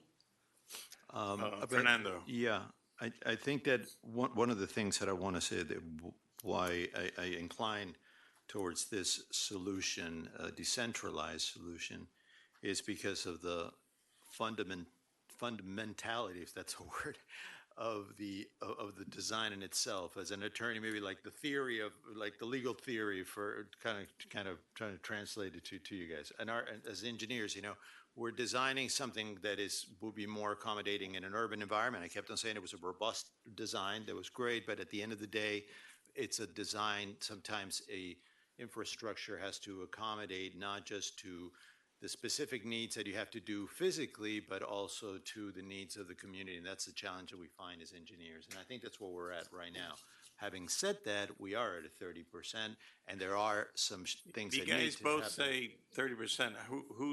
Where's that? We're not at 30. I'm sorry. You're right, Mayor. Thank you for correcting that. You're not at 30%. You don't have 30% plans. You are at a conceptual level. Conceptual, right. That you're at a conceptual level that you will develop 30% plans as a design criteria package in accordance with Florida statutes, et cetera, so this thing can be bid properly. Excuse me, the manager and Chad, you both, is that what our contract with him says, that we go to 30%? No, it's develop a concept plan. Okay. Okay, well, then we have an issue. Then we have to talk about how we're going to get to a final 30% plan. Well, that's what we discussed before Okay. with the CCNA, that we're going to have to bid that out. We're going to have to figure that out. I wanted to get to the issues to constructability, respective Go of for what it. was being. Yeah, I think we need to get to the hydraulic verification before any type of DCP. I hope we can get to that sooner, because we will understand at that point in time what Councilmember Stoner is saying. We got to get to a real sense of what this construction cost is going to be, right? So you need to understand your well. There's a conductivity, transmissivity, what it's called, before we get to construction. The CCTV and the confirmation of the pipes, that to me remains a big question mark, not necessarily something that would stop the concept and the fundamental idea of the design, but something that would definitely have to be done before we go out to bid. Your injectivity confirmation, we spoke about pretreatment, and also, I'd like to see a risk matrix, to be honest with you. Because what we're going to get right now in a design criteria, we're going to transfer that risk. We have to make sure that we transfer that risk to the contractor and not vice versa, because now we're getting into real, shovels on the ground.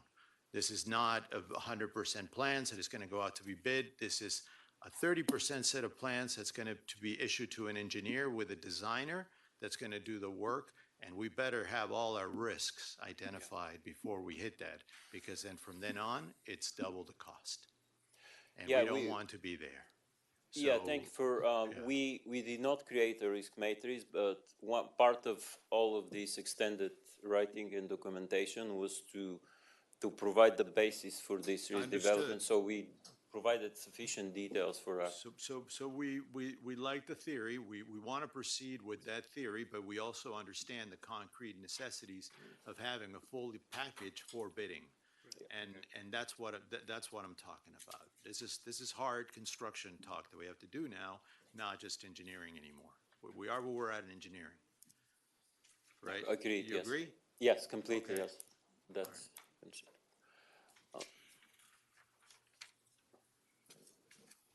Frank, you had. I just, apropos of your urbanism point, the panel discussion that I did at University of Miami Architecture School was on this very subject. So they're trying to think through how to marry character and continuity of character with practical engineering necessity. Brave new world. Yeah, I wanted to mention that when we started with the development of this plan, first of all was, of course, safe disposal of the flooded water. So that was number one question. And the second was preservation of the current character. That means that minimize disruption, minimize any of these aspects, because we believe that, the conditions for 2050, let's say 2050, there is some sea level rise, but based on our analysis, it's going to be approximately 1 foot. We just don't see how this will create a tremendous flooding of the road that they needed to be raised in a favor of and then disruption of everywhere. So that's one of the mention. Preservation of the community character was, environmental character of this area was one of the number one concepts for selecting this route. So the main feature in this design is the modularity, right? We have different wells that are going to be located that are going to be progressively accommodated as we face climate change or we have additional needs and all that. Do you have, and I know we've touched on this at the ad hoc, but I think for the benefit of the public, I think, like I said, it's great that every 30 years or so we'll be able to reassess the condition, not have a sarcophagus along in the middle of the street, but now we have pumps. So how are you going to formulate the respective gradual modality of the gradual development of these wells? Yeah, we also we looked at adaptability was also another concept. How do you extend it? For example, exactly the same question. Can you extend it? And I'll give you an example. For example, you have these two wells that are two pump stations with wells that are installed. They're installed in a way that you have one pump station in the beginning and two wells, one from one side and the other from the other side. So if it's necessary to increase the capacity, that can be done by adding another well along the street on the other side. So that's something that we already kind of consider as a potential expansion. That's beyond the level of service, of course. Right, but the next level, this is like the Lego approach, right? Think about it in that concept. Potentially, the design criteria engineer or design criteria package has to have a set of, specifications or performance guidelines or whatever it may be that the DCP can then gather and develop proper Yeah, DCP. we will reflect in, for example, in the valve box, the way we have it right now. We have a small branch for the potential outflow through the force main. So that will be considered in the design package to have this potential for extension. Okay, well, Without the need to do it now. It's really more, I think it's really more of a question of staff that we have to understand how this modular system is going to be built. I have a It's going to be built in question. stages. Are you done? We're done? Yeah, Oh, go ahead. You finished? I'm done, yeah. Stupid question. Why do we have to go ahead and TV the pipes? In fact, suppose we have a small leak in the pipe. I assume we don't because Chris flushes the pipes. They seem to work fine.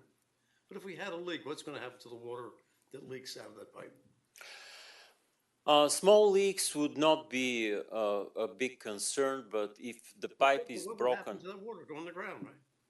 yeah, it will be underground. But for Small leak is not the problem. Well, if you had a big leak, we know about it. Not necessarily. Well, of course we would, because when you flush the pipe, you'd see the water come out the other end.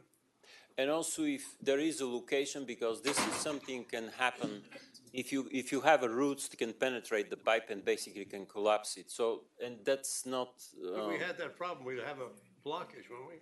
Yeah. Where the flow would be stopped and the pressure would be higher coming out one end or whatever, like it's like a hose. I mean, it would be visuals, I'm trying to say. I mean, I understand when you want to do this, but I don't know why, in fact, if everything seems to be running smoothly, why you want to go spending that money right now to do it, that's all. I mean, you can say, well, it's boots and suspenders or boots and whatever, but, You need to ask the maintenance guy. okay. For Anyway. example, there was, that when there was a few flood events here, particularly the one in January, there were some catch basins who were working properly. You can see the water drain, but there's some were they're just completely plugged. So I think for those that might be useful. I think selectively can be I'm done. just saying, to do the whole system, Vaughn. Have we got bids on that yet, Steve? It's about $500,000? Approximately, yes. So. I don't remember if it was in Mike's memo or in yours, but one answer was suggested that water seeping out would potentially be recaptured repeatedly, causing a degradation in efficiency, because you're basically pumping the same Yeah, water over and over again. yeah, recirculation kind of. Yeah. I don't understand that at all. No, potentially that can enter the pipes and this could be pumped in through the, so. It have to be a really big hole. Makes no sense.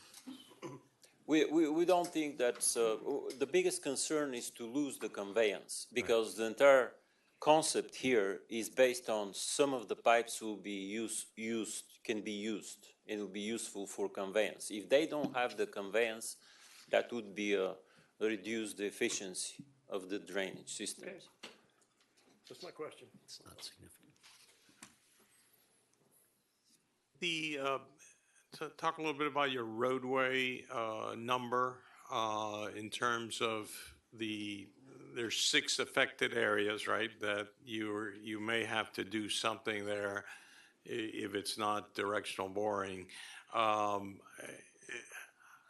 Is that number that you have sufficient to fix anything? Because obviously in the other approach, we would have to trench. And when we trench, we have the problem of the harmonization with the driveways, et cetera. We don't have that, but you're not going to be very popular with the person who's right in front of where you're going to put this thing in the ground and within the striking distance of the swale. So my question was about I think you put $2.5 million for roadway improvements, landscaping. Regrading, resurfacing, and improvement of the flow, the slopes, so that it will provide drainage to the. Yeah, we estimated this based on a percentage. We don't have the specific locations yet. That would be more of the design. Because in the other plan, AECOM, they had physically gone and looked at every single driveway and Yeah, well, because they're raising it, so that's where Yeah, it they comes had to. from. But in this case, there is not going to be raising of the driveways, and so that will be preserved. And I see there's different numbers, but, you know, one number I saw is the thing is 95 feet in length and 14 feet wide. You said today 70 something. Yeah, 75 by 15, that's Why does that, what variation is it because of where it is on the street or? Because it requires the space. For the injection well, it requires space, let's say 10 by 10 feet. Then you have a valve box, then there is a pump, submersible pump. It requires its own wet well. And then there is the hydrodynamic separator. So they're in a serial connection, one behind each other. And they can be slightly modified to be moved around, but in general, they're projected to be in a serial close to each other. Picture of that. It will be more compact. Okay. So just to confirm, we're talking about basically a box that would be 75 by 15. Yeah, the footprint of all four. In plan, yeah. Yeah, all four components is going to be about approximately 75 by 15. And those will mostly be in the roadway, in the right of way. They will be in the right of way. And it's possible to place some of it within the road if there is not sufficient space, because it's approximately 15 feet of right of way. For example, some of the roadways will be affected because when there is a dewatering, it has to extend outside of the box. Right. And at this time, you don't have deconflicted the whatever utilities might be there, right? Not yet, no. We have looked at, there was already from the previous effort, there were, all of the lines were displayed. So we basically looked to be around. So we have also the survey. So we had basic information to be able to say that, yes, we'll find empty space which will minimize the disruption. But you said something a little bit different today, that using the swell, I understood it to be on the roadway. Not on the roadway. It will be in the right of way. Not this equipment, it will be in the right of way. In some cases, the right of way may not. We don't have huge right of ways. Yeah, in some cases, in the majority, the locations we selected, there is approximately 15 and greater right of way. So that was even our purpose of selecting basically empty space, free space that does not indicate utilities, does not indicate trees, based on the survey, what we have the information. And we also visited each of the site. We had a visit, and based on this visit, we decided how to move this, not on that street, but on the other street. So these are adjustable. They will not affect the level of service. These components, the entire pump station with the wells, they can be located on either side without affecting the level of service. So they're active components where they cause drainage towards each of these modular units. Right.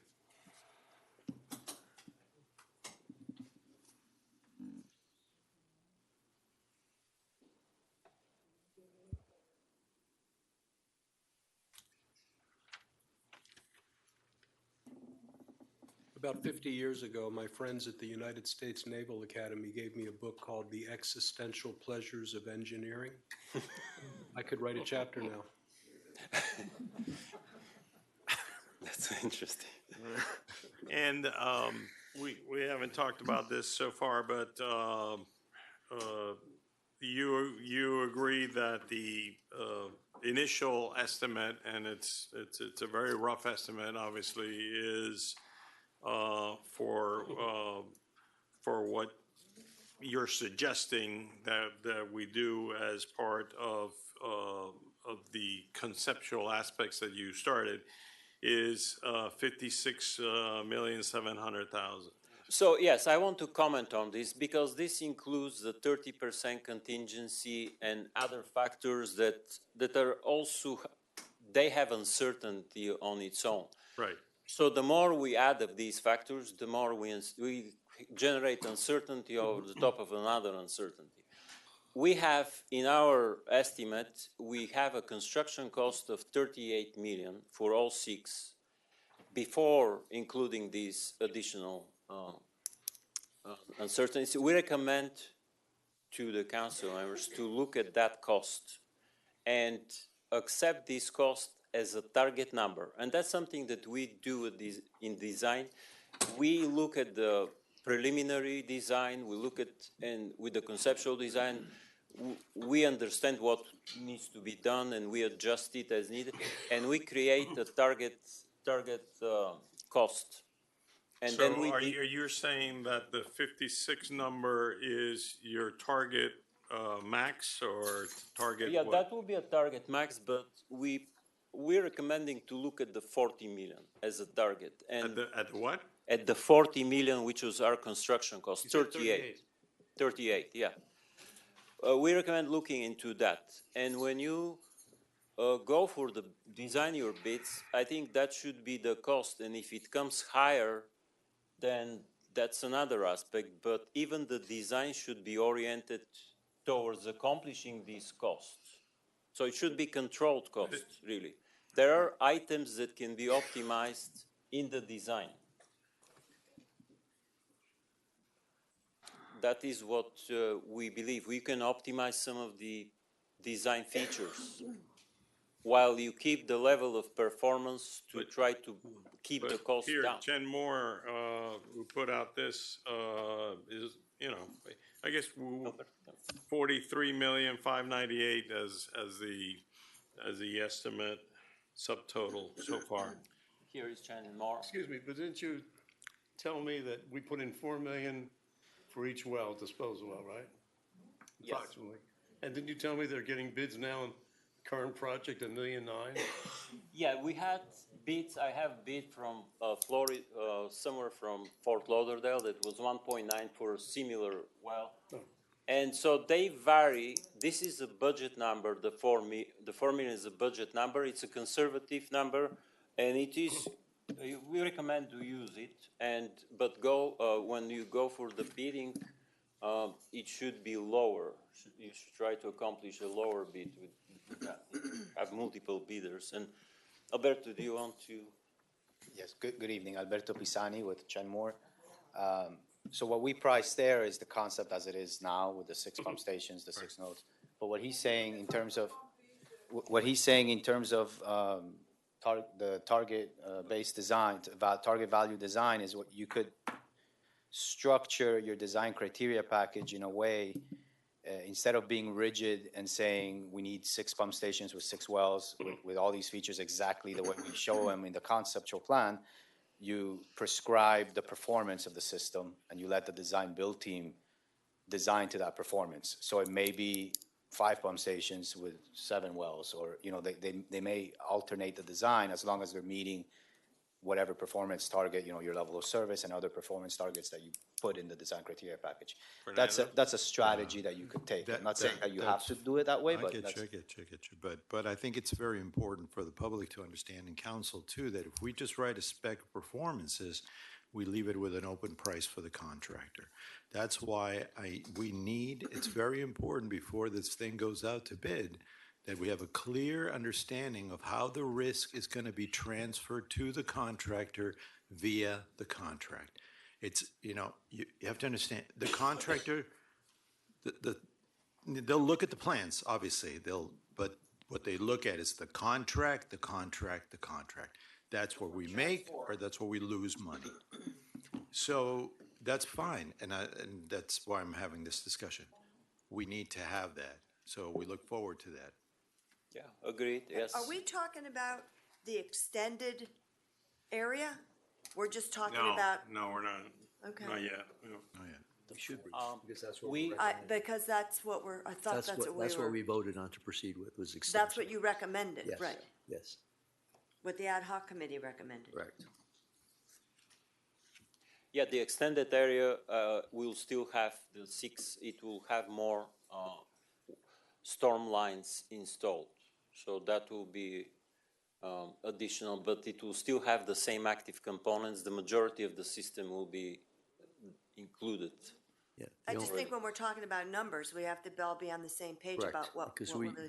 Joe, I was gonna point that out, that the budget number on this Yeah. was 67, and you were looking at the GIT, which was the comparison between Zone 1, but we were recommending that we looked at GIT extension. Yeah, I got you. Yeah. I just don't think we're there yet. No, I agree. Yeah, I think that's what we're proceeding with the drawings. Yeah.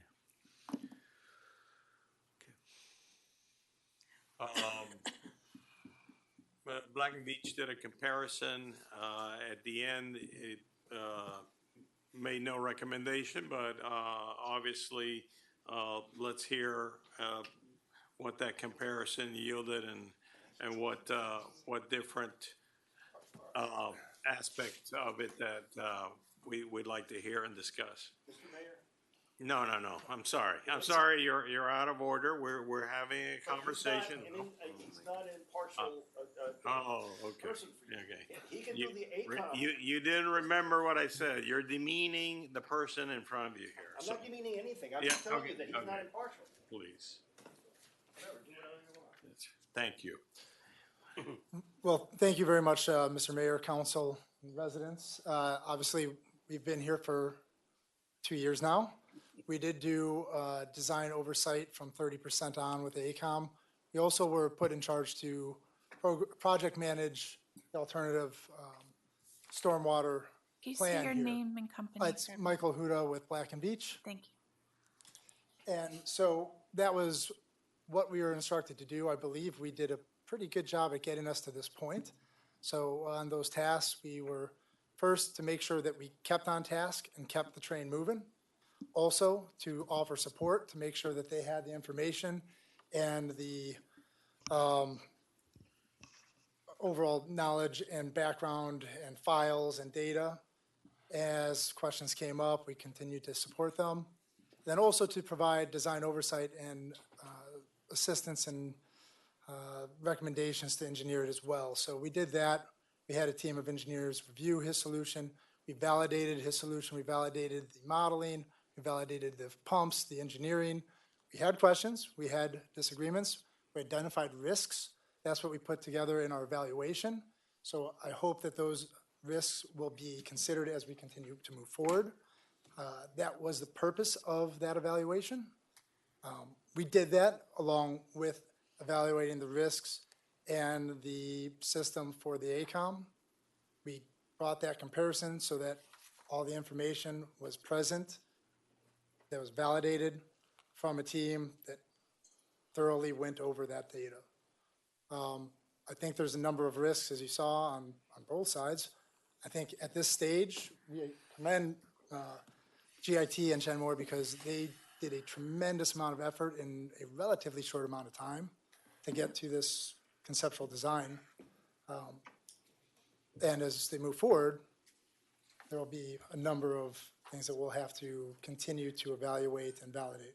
Would you say that the one overreaching aspect of this that makes it attractive is this modular approach, the phasing aspect? Can you address that?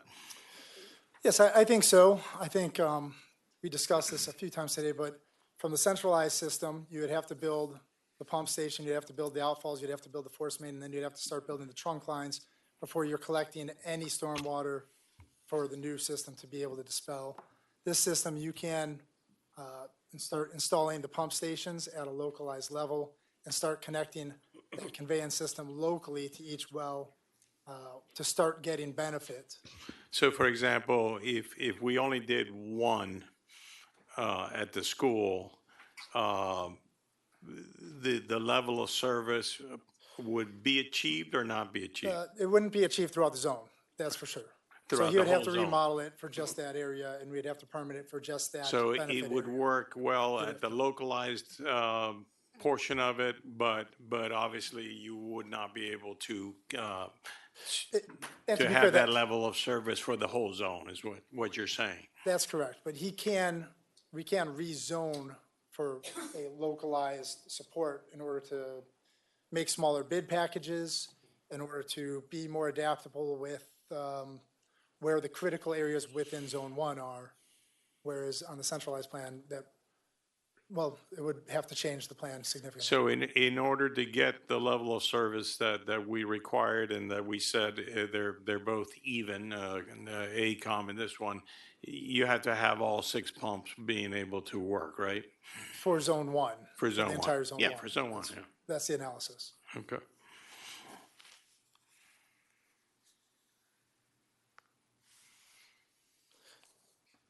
So, and I will say that we did have one of our senior cost estimators review his OPCC, his opinion of probable construction cost. It was a very thorough Class 5 estimate. So we did agree with that. I think we put in some comments on there, but it is within that range that we would expect. We do recommend to keep that 30% contingency at this point. That's standard.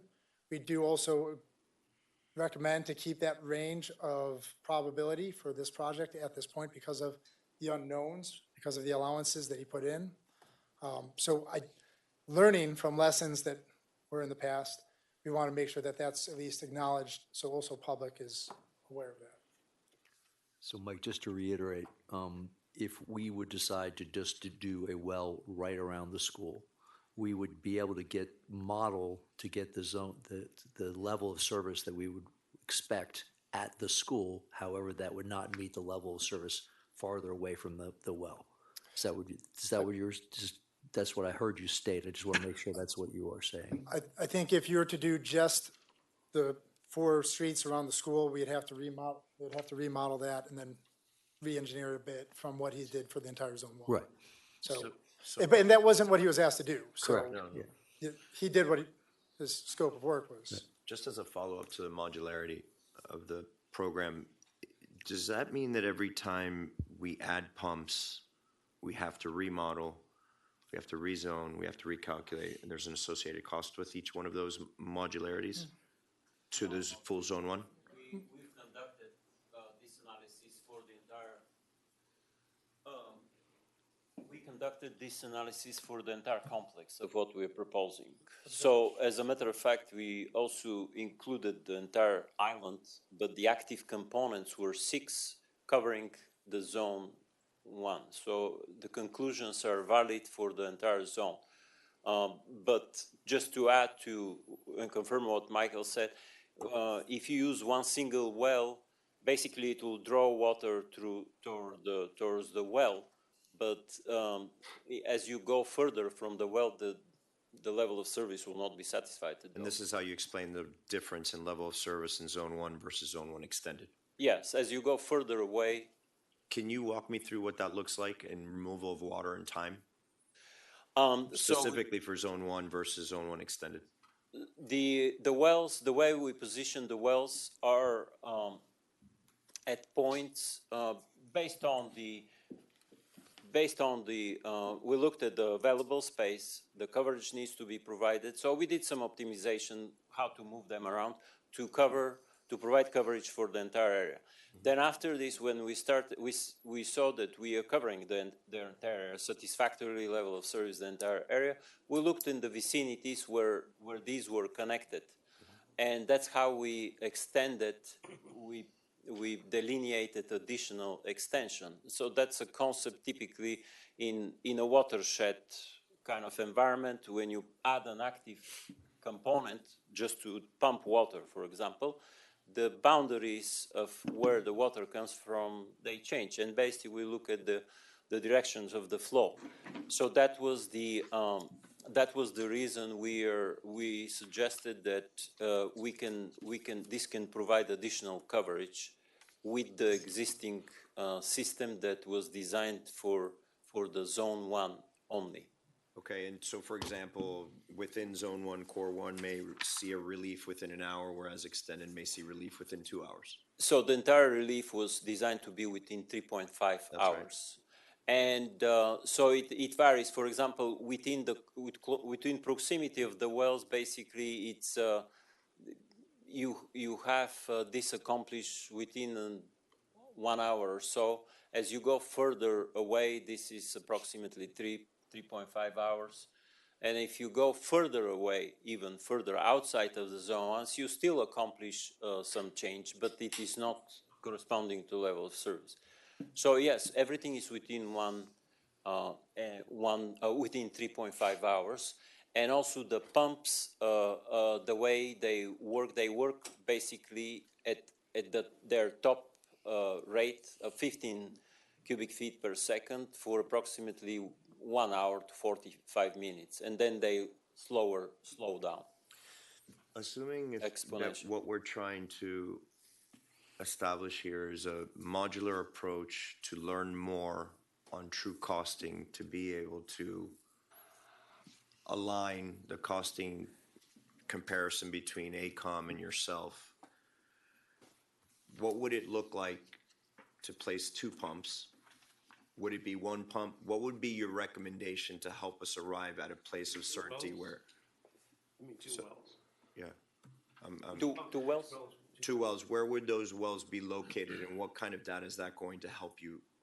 On each side, so we're talking about future sea level rise, maybe in the next. For now, for this moment, we are suggesting one single well with the pump station and the corresponding appurtenances. And if it needs to be extended, that's a possibility. But we are not really considering this as there is space to be extended, so that will be added on the other side of the. And what's the approximate time that we might consider would take for those two pumps to start enjoying some relief? From today? From to construction? fund it, to design it, to construct it? I think it will take some time to create the design package. Estimate, round numbers. Well, let's say design package can be created within 8 months, like Fernando. For those two pumps? Yes. For a single modular unit. Okay. For a single modular unit. A single modular unit has a duplex pump, which means two identical pumps that can be used. So I think it's realistic to talk about 8 months. 8 months for the two pumps that we're talking about? Yes, for a single package, but. Yeah, but that's just the initial. Yeah, no, that's, right. That's what I'm getting at. I think we're confusing. I'm confused now. So, so let's back up. So to get to a design build package for the Zone 1 extension, how much time are we discussing? I think 8 months is more realistic because you that's will for the be. whole thing, correct? Yeah. Not just for the two pumps. I was asking about the two pumps. Oh, no, because they're nearly identical. Well, sorry. Yeah, use the wrong word. You have 6 units that are going to be identical. Right. So that will simplify in a way, but there is going to be permitting questions, there is going to be bidding, advertising. There is a different, I think 8 months is realistic. That's realistic. Yeah. So Mike, just to confirm, you're on the same page. You believe we could get to the point where we could have a design build package in 8 months and be able to be able to put this out potentially for bid in an 8-month period? Zone 1 extension. For Zone 1 extension. And that's to bid as a design build Correct. project. Correct. So then you'll still have to design and then build it. But just to get to the point of a design build, 8 months, I believe is realistic. Okay, thank you. That's for that, just to make sure everybody's clear, that's for the entire Zone 1 extension package for And the then to 6 design wells. and build it? The 6 pumps. Then that's going to be another. The 6 pumps. But we'll Design? have the whole package, No, but we're not gonna necessarily do the whole Correct. project We can make, all we at can, once. we can make that decision at a different time, yeah. Right, okay. You get your bids. And then how long to build it? We were considering, I think we created a sample schedule. I believe it was 18 months to build it. Bert, do you remember? And we reviewed that to a point, we do think that it will be more discussion. Some of that schedule has the pumps all being built at the same time. We probably would not do that from a disruption standpoint. Right. So we would add probably another 6 to 12 months on that. So what would be the soonest that zone, those two pumps would find some kind of relief? Just 2 pumps we could probably do on that schedule, but. Okay, 2 years? which pumps specifically, I'm sorry. Don't use the word Well, I pumps. don't think that's been selected Wells, yet. I'm sorry, you're right, you're right, you're right. I don't think that even the delivery method, I think there should be So further which analysis on wells, it. from now to initial relief around the school and this other location, how long would that be? I would say Well, 18 I don't months. think that's fair to ask him, because we're gonna have to bid this out, another contractor will come in, they'll have to go, that's something we ask the contractor. But I apologize for interrupting, Vice Mayor, but I want to go back to the original question on the design criteria package. You know, I know we talked about 8 months, but I also hear the council asking, can we then do each one individually? Would we have to separate those as an individual design criteria package and put that out? Talk to me how we would do that, because obviously the initial DCP would be the entire package. If we choose to do one at a time, talk to me how we would do that individually. It's a little bit different, and you know what I'm asking.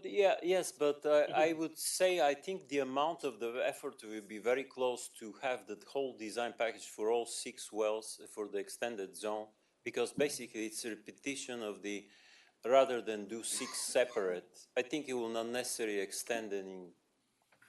It is possible, but the way we had it, we have a schedule, sample schedule, which is very theoretical at this point, really, but it includes many aspects like such a permitting, such a design, development of design build package.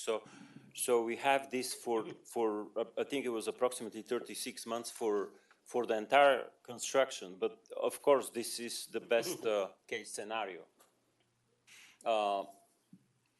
You get your answer, or not really? I think this carries some uncertainty in terms of bidding, in terms of how do you decide to proceed, and possibly costing. And costing, how do you want to? To align with funding cycles, depending on, again, moving forward and how big the packages will be. Well, but I mean, I love the idea. Obviously, we have to test or go slow, drive the nail halfway, however you guys, but at the end of the day, we're looking at economies of scale, and are we benefiting? And this is more of an economic, financial question. It's not a technical question. It's how do we, what's the best approach that you guys think we could do to minimize the overall impact? Because this is, we're talking millions. So every time we go out to bid, contractor has to mobilize general conditions, utilities, everything. So it's all that added cost that gets repeated instead of just going out to bid with an entire package. And yeah, I mean, I think that's something very critical. We gotta study that. But we need to, yeah, because those are some contractors are top heavy, right? Sure, absolutely, but we can price that. I mean, that's something that we can do. There's also ways to do that. You can bid out the entire thing, but then ask the contractor to provide us a identification of milestone and how we would move forward. That's something. I think it's an important point to leave on the table for discussion at a later time when we go out for construction. But I'd like to have that balance figured out between what's a sweet spot for both economies of scale and achieving the level of service that we want to get. Well, I want to go, because that's one of the reasons why I asked the question we had before, is if you do bid them out individually 6 times, you're likely going to get 6 different contractors, 6 different people doing it their way.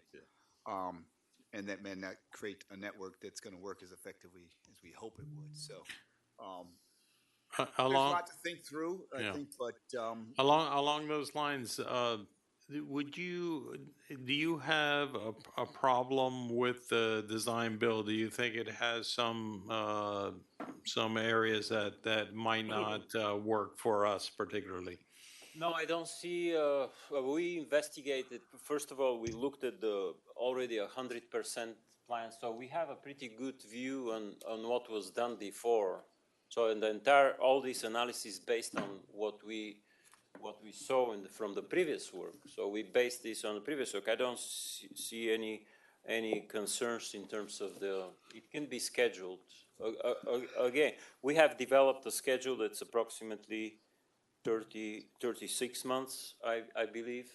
That could be the basis. We suggested two wells per package, total of 3 packages, instead of having too many, because I think this will minimize in some way the mobilization and allow the contractor to schedule it this well and that well. So That would be a rational way to. Mr. Huda, do you see any problems with a design build? I think we should do a more in-depth analysis of the delivery methods. The design build, the one thing that comes up is just, you put a lot of risk when you don't have a specific design. So when we don't know how many pipes we're going to be replacing, what the status of the pipes are, that can be an issue. Would we want these to be uniform so that it's easier then to maintain and all that? They will, they would be uniform, I would imagine, because they're all, they're modular. I mean, it's basically the same. Right, but thing. if you have 3 design builds, right, to do. One zone. We would have to specify. We'd have to as part of the specify it, design yeah. criteria package. We could do that. That would may put the cost up more. It would take flexibility away from the contractor. But those are all things that I think Mike is talking about that we'd have to evaluate. That's why we have still a lot of homework to do here. A lot. That's why we're moving forward with the homework. Giorgio, so I think you said, was it 36 months? Yeah, 36. What do you consider start point, end point? What is like today start point, or what would be start point for you? No, we call it month 1. But what is that milestone though? Let's say month 1. I presume that once you are ready with the package for the bidding for the contract, that's actually for the design development of design criteria package. That will take 3 months. So that's start point of notice to proceed for the design criteria package. Yeah. Okay. One of the things, and I want to make sure the council is clear too on this one, is, as you know, we have a full financial package for the centralized project. Right now, the only thing we have against it right now is the GOB on this option here. If we do want to go out and get other people's money to do this, that will impact the timeline. Because these grant timelines, the loan timelines have a life of their own, and that we have to live by that life. So I think, again, and he said it very clearly, best case scenario, 36 months.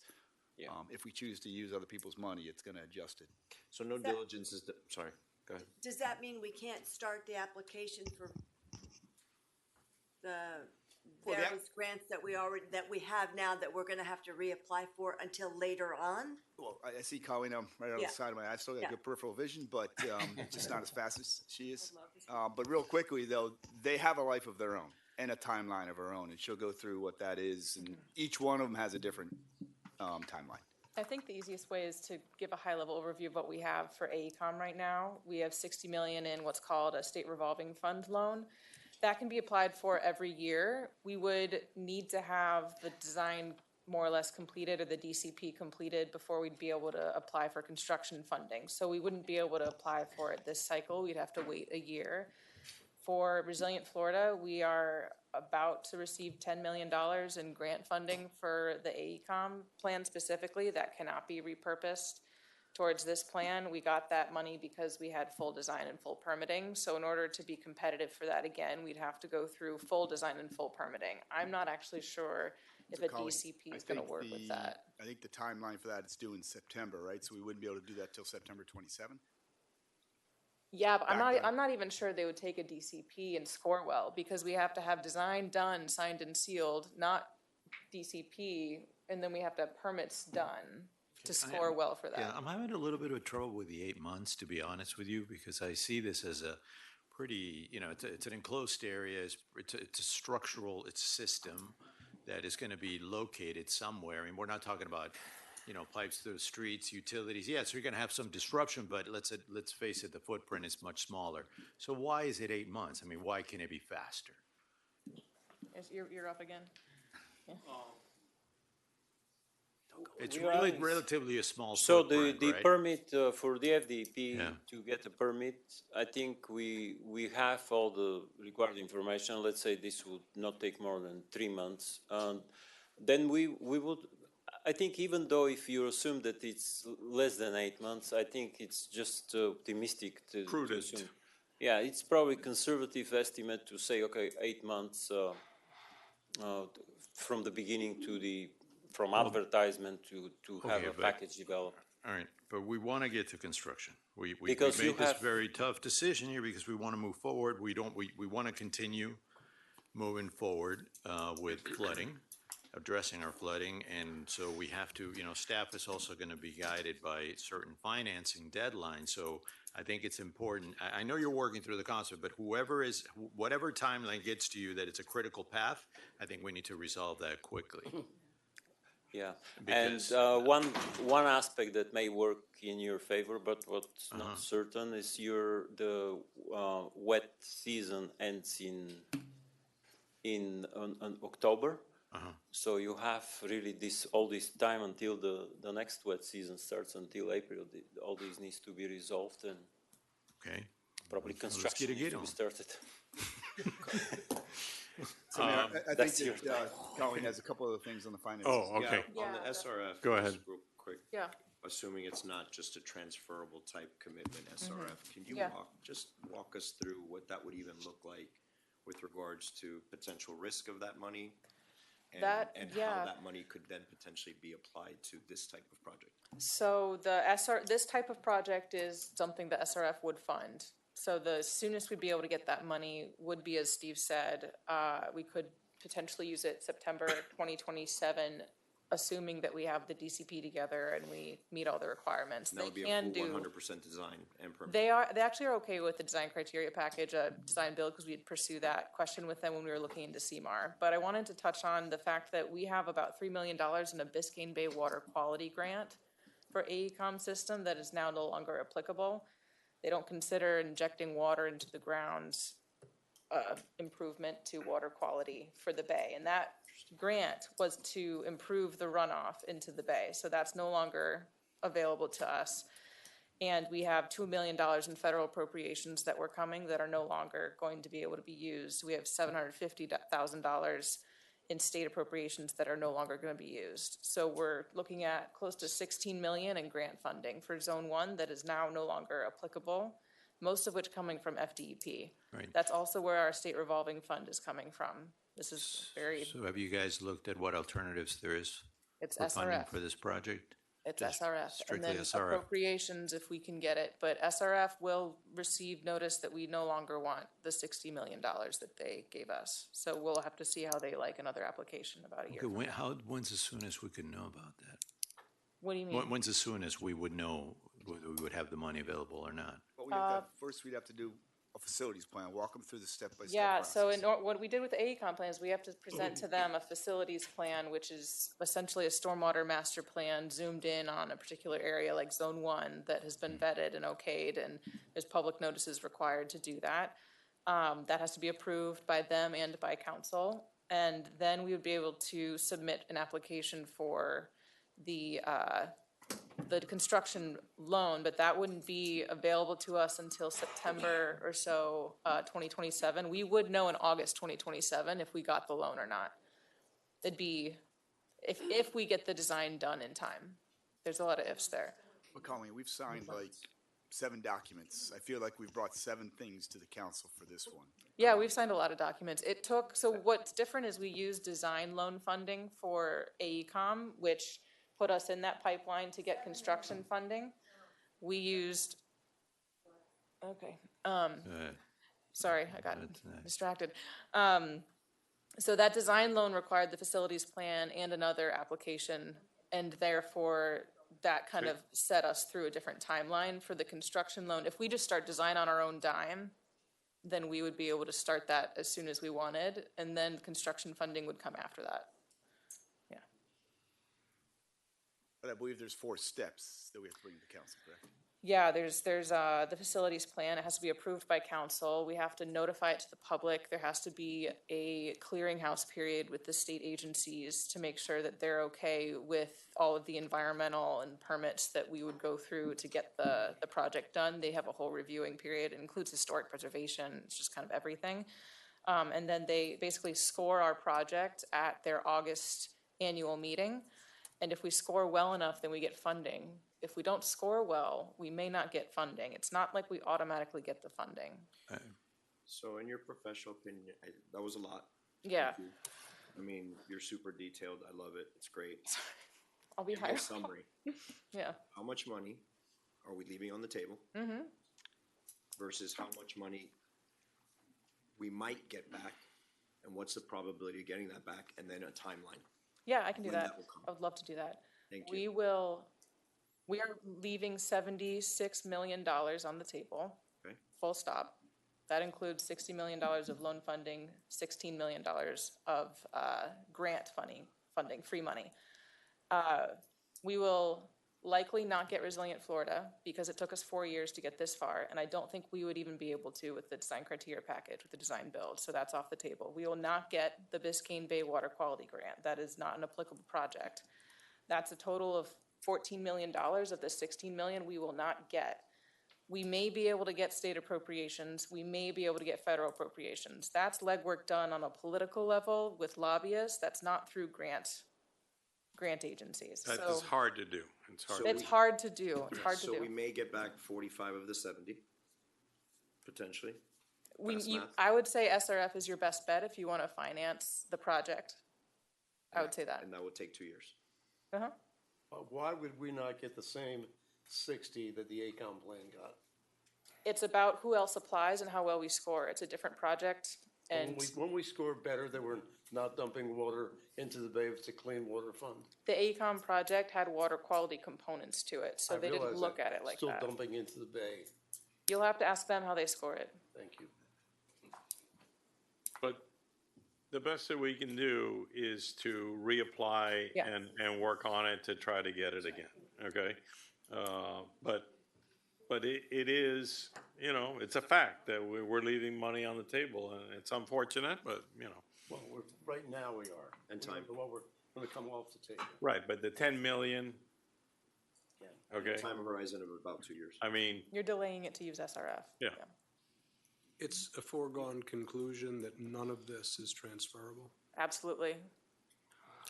We asked, when we were up there, He didn't slam the door on us. right.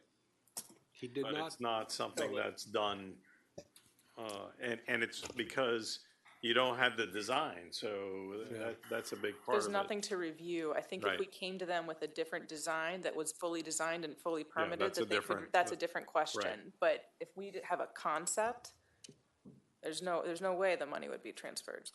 Councilmember Kaplan, when we were up there, the question that we were asking is if we chose to value engineer this design and slightly modify it, that was acceptable. But this is a completely different concept, different design.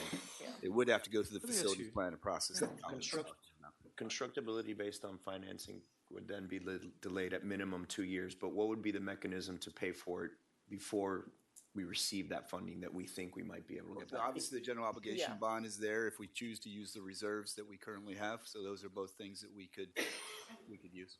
I have to, you just triggered just a thought in my mind. Just want, you said the ACOM design is funded, Yes. right? Now, and I would like to leave this on the table to understand. We're gonna, that's a sunk cost for us right now. It's, right now, as The it design stands after is. the vote today, the ACOM design is a sunk cost. Yes. Okay, but that sunk cost today gives us an opportunity to get how much money? I mean, as a design, the funding that you got The for funding, the that design's pipeline. leading to Yeah, the funding, yeah. about 75 million. 75 million. You're having issues of conveyance with your pipe because you really don't know what the conditions of the pipe are. And I'm gonna think, it's like we're sitting on a table here, but one of the things that we evaluated on the beach was when we were looking at the wells is to develop a train.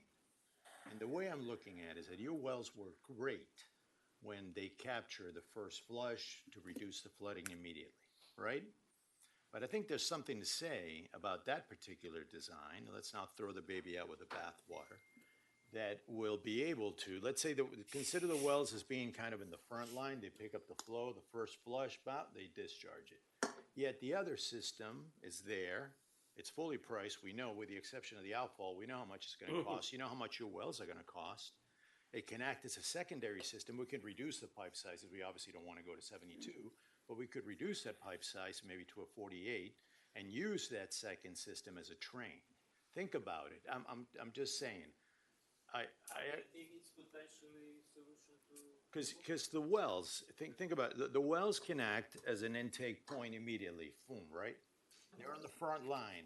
Like, how does the drop of water travel? Boom, it comes in, it goes down into the well in the first flush. For minor storms and regular storms, those wells work great. But when we get into excessive storm events, which is what really affects life and limb here, we have to have a system that can actually convey it. And we're counting right now on CCTVing older pipes. Why throw the baby out with the bathwater when we have it fully funded? Let's use a portion of that design. Let's not throw it away. Let's be good engineers, put it together. It's not a question of logos and brands. It's a question of functionality. And I think, honestly, the more I think about it, the more it works. Yeah, one doesn't exclude the other ones. One doesn't exclude the other. You create a hybrid that is fully funded. And in addition, what we were considering emergency force main, which pretty much has the same function. So that plan is fully done. It would have to end up in the garbage can, unfortunately. I don't want to do that if we can save portions of that plan and you can design your system and your pumps to capture that first intake and balance it up with the rest, and it's fully funded and we can get to construction. if you're able to modify it. I just want to make sure I'm understanding clearly. You want to combine, you want to basically. Okay, the way I'm talking about is that you got two fronts. This is a typical, there's nothing foreign about this. This is a typical train, right? I think you got I'm sorry. You got two fronts. You got your wells that are acting immediately. Imagine you're a drop of water. You're right. Yeah, I think I hit the understand street, that. But it goes from a right in. financing standpoint, you want to just add the two together. Yes, I'm thinking that would be a good idea to explore. In hopes of keeping some of that funding. Well, I think if you look at, and I know you guys have it on in your packet, if you look at the section 2.6, is that where I'm talking about that? Where GIT suggests a similar, not the exact concept. That they No, have. I know they did. That's why, I mean, he unless said that. the other Yeah. council members aren't clear what you're talking about, it is on section 2.6 in your packet. It's not. Matching requirement though, by the village? You've got to have a For, board here. I'd love to some be able to grants. draw. But if you have the well system and then you build certain portions, see, I'm not saying build everything. I'm not saying, and in fact, we can start with one modular well, but what I'm saying is that we can develop a system that is hybrid, that works in capturing the first flush and the first impact, and that when it overflows and it's overcome by rainfall, it goes into the other system, but it never hits the bay, only under an emergency condition. Yeah, Which that would is loss still. of power? It would change Which the is loss of- permits, could it be would loss of change the power. design. I'm not sure you'd be able to keep the grants. I think you still. can, because I already looked at it. Right now? I already looked at the hybrid, yeah. I mean, so there's a concept out there that I think we need to look at. If you look at, for light events, the front line, which would be the injection wells, could capture all the volume immediately. He's got that priced. For a typical storm event, his wells would probably handle most of it, not all of it. And then it has a minimal assist from the trunk line system, right? And then at a design storm event, your wells are at capacity. And the backbone spine, which we would call it the system, would be the active partner that would distribute the flow. It would probably end up being at the same price that we're at right now, and we'd probably have a better price right now, understanding because he's got his wells down and we got our pipes down. I love the idea. I understand the It works, trust engineering. me. I believe it works because I believe you know that better than I do. What I'm saying is from a funding standpoint, I'm not sure the agencies are going to look at that as a value engineer or a completely new design. I just wouldn't assume that we can keep all of our funding with I that understand that, but approach. I'm saying, why throw that money away and I why would like throw the not to. plans away when we have an opportunity We can to? always ask, Fernando. What would that All look they like, have to Colleen? say- You all they just have to ask? say no. I would need to. Oh, look, no, we can always ask. We can definitely ask. I hesitate asking before getting direction from you all because whenever you ask a No, question no, you like don't. that of an We agency. have to work this out with we're not staff there and yet. we're not there. Yeah, I'm just yeah. throwing the idea because what we're saying here is that we're losing a massive amount of money. Yes. And we're doing ourselves, Somebody else's money. or somebody else's money, we're doing ourselves a tremendous disservice. But we can, if we come together, why can't we get along, right? can we come together as a team and put both things Right. together? We can work into a hybrid train that is, you receive your funding while at the same time we can get the wells. I know, but I think you can. But I think, I would love honestly to. think to be clear though, council member, we can't ask for money unless we have a design. And I think that's You one have of a the things that design. she's clearly stated. You have a design. You have a design. You have 100% design. Good question. But it's a centralized. We had a long conversation tonight about not ripping up the entire village to install a whole. I'm not saying rip it all. I'm saying use it only for the areas that you can provide for the well. The well is the modular, it's the input, but I'm not saying build the entire pipe. I'm saying use those pipes in those plans that are 100% done and that we have received some partial funding to save it. We will, how about we look at that Yeah, why and don't you look maybe we think about how we could combine them, and I think it would be worth understanding how they'd be integrated I'd be physically, happy to go if at over all. it with you. I'd be happy to go. Because I would over it. need to explain it, but Let's do that. otherwise we'll have to revisit Wait. that, You have yeah, to wait. yeah. Yeah. No, I'm good. Oh, okay. Can I have, Georgia? Zahuda and Mr., both of you come up again? Yes, yes. So having you both here, that you can discuss the issue of the estimating of what this potential, I would assume that you have a view that it's less than his conservative approach of looking at these things and trying to figure out how much they cost. So what would you say? I mean, it's a class 5 estimate, right? We're not near enough to have more data that would then give us a truer number, let's say. I want to see you both discuss that amongst yourselves to see, how far are we away from having a better true estimate? Sure, I think I mentioned this earlier, so a class 5 estimate, just on your basic estimating scales, goes from a range of -50 to +100. I think we recommended +75 because of the level of detail that he already had on here.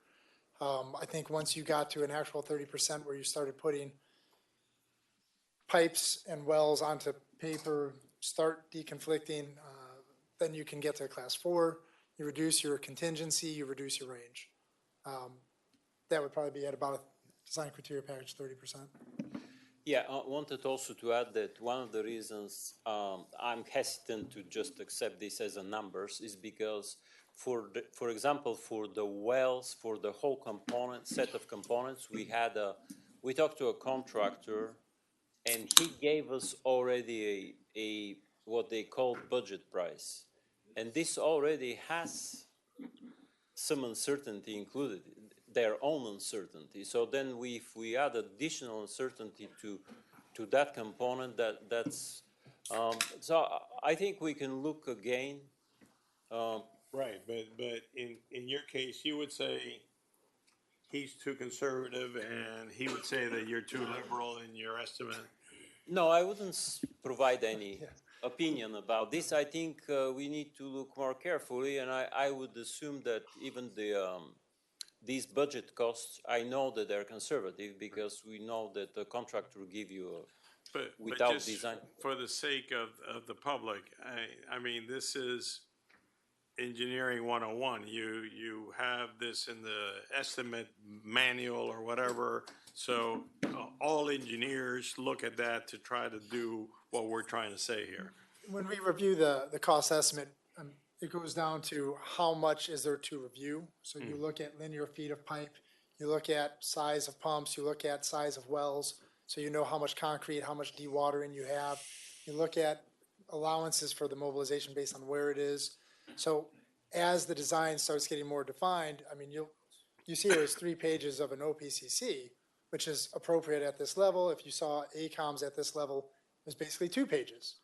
So at 30%, it was 20 pages. At 100%, it was, 300 and something pages worth of work. It was on 129. So there's more to review at those points, and there's more level of certainty on those estimates. Can I add something? Can I? One thing I'd like to add is this, that basically, if you look at the ACOM plan and the 100% thing, I think it's 390 pages in the breakdown of the estimate. And it's very complicated and complex, and all kinds of stuff. This is pretty simple in the sense that one item probably is 60 to 70% of the total cost. Do you agree, Mike? In other words, the injection well, the 75-foot structure in the ground, it's probably the pump station with the hydrodynamic separator and everything else. That is probably 60 to 70% of the total cost. So when one item is so much of the total cost, the variability of all the other stuff becomes minimal. So in other words, you have 15 different sizes of pipes in your, more than that, in the ACOM thing. Here we have 24-inch pipes, basically. So we have really one item. We basically are not building a structure at Harbor Park, which we have all kinds of things going, electrical, plumbing, everything in the world. We're not doing any of that. So we're repeating the same major thing 6 times and then piping.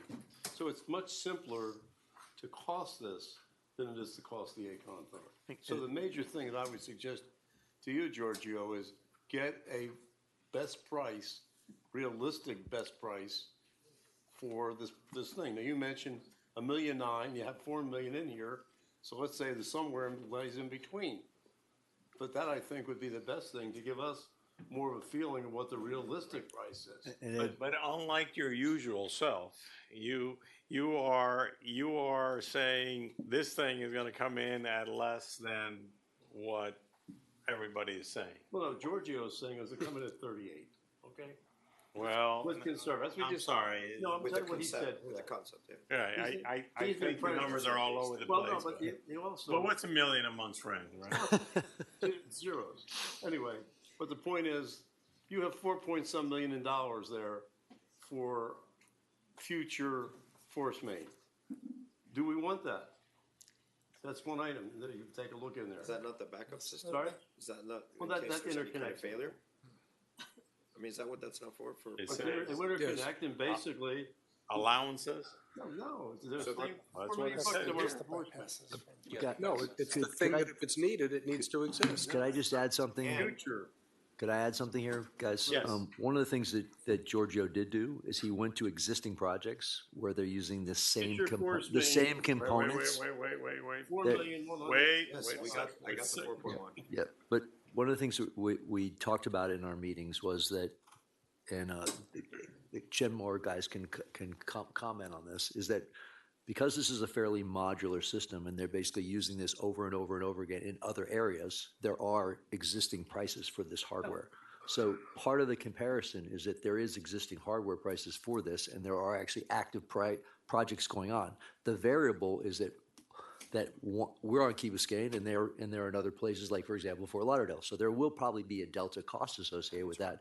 But the substantial point that Ed is trying to bring up is that because it's the 6 things of the same thing over and over again, and we have some preliminary pricing for that, there's probably a better understanding of the cost.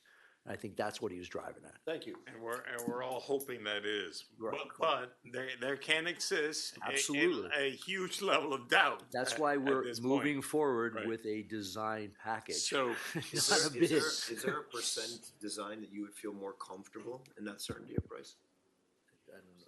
What do you, I'm not Yeah, even- 30, 60%, 90%? At what point do we arrive at a better certainty of cost of true We get cost? the cost of basically the pump, this 75-foot by 15-foot structure and all the equipment that goes with it. let me do it this way. Mr. Huda, are you familiar with what we're doing in the Garden District? I'm familiar, yes. Okay, somewhat similar to his conceptual plan? There are some similarities. It's a pump station to injection well, or to 3 new wells and remodifying another well. Can you tell us But what? one is already existing, it's being converted. Converters, 3 Yes. plus 1. 3 new ones and 1 converted. So tell us what what's the differences between his approach and what we're trying to do at the Garden District? Well, that one is reusing the majority of the existing conveyance pipe, and it's tying it into that conveyance pipe. Then you're putting it into, I believe it has three pumps, three or, and. Four. Four pumps. I see four in the back, yeah. Four. Three to one's One one. pump? wells, Or one there's pump. more than one pump. 4 wells, That's right, that's 4 wells, but the pumps inside the pump station. One pump station, but how many pumps are in that pump station? Okay, that's, all right. So 4. this, Chris, do you know? There we go. We'll get that Who's answer on for you. first? I like that confidence. Yes, There's we'll 4 confirm wells. that and get back to you. We'll Four confirm, wells, but there's two 4 pumps. wells, and the pump station itself has I 2 have the pumps drawings. inside. Talking about Chris, we're talking about the garden district. Yes, in the garden district. Yes. Yes, I heard. There's 4 pumps, right? Four wells, 2 pumps. 4 wells. The station itself has 2 pumps in the wells. 4 wells. But Chris, the two, In the ground. the two wells are in the same bay. They're not 4 separate, There's 4 separate wells. but they're not. There's piping to all 4 wells. It comes out of the station. And how many pumps serving those wells? There's 2 pumps in the wells, No, in the pump station. in the pump station. So there's a 4 wet well. wells, 2 pumps That's what I heard. in the pump station. Okay, so that has similarities. Right. So then it's all piped together. Not the same. It's 2 wells, 2 pumps, to operate the 4 wells, has to be pumped. That's right. pumped So together. one wet well where the pumps sit, and then it pumps out a force main to 4 different wells. His system will have 2 pumps and a wet well and go to one big well. And this Yes. was designed by somebody other than AECom? Albright Engineering is the engineer of record on Who do it. they Okay. subcontract out to? That's the engineer of record. I don't know if they have anybody. What did you have to do with it? This was for the analysis for depth damage analysis. This was for the FEMA grant. FEMA grant. Yeah. There was a grant for this project, and I did the analysis, the H&H analysis, hydrologic analysis. So roughly speaking, that one's coming in at, The cost estimate for that one is between $13 and $15 million. okay. And we're talking about looking at whether or not we need the generator there and all that stuff, so. The generator is currently included in that price. Okay, but, so it could come off that price if we decided not to, but that's in that general vicinity. 13 million on the low end? Yes. Okay. Generator's not in the AECOM bid on this thing either. Huh? The generator's not included in AECOM's prices.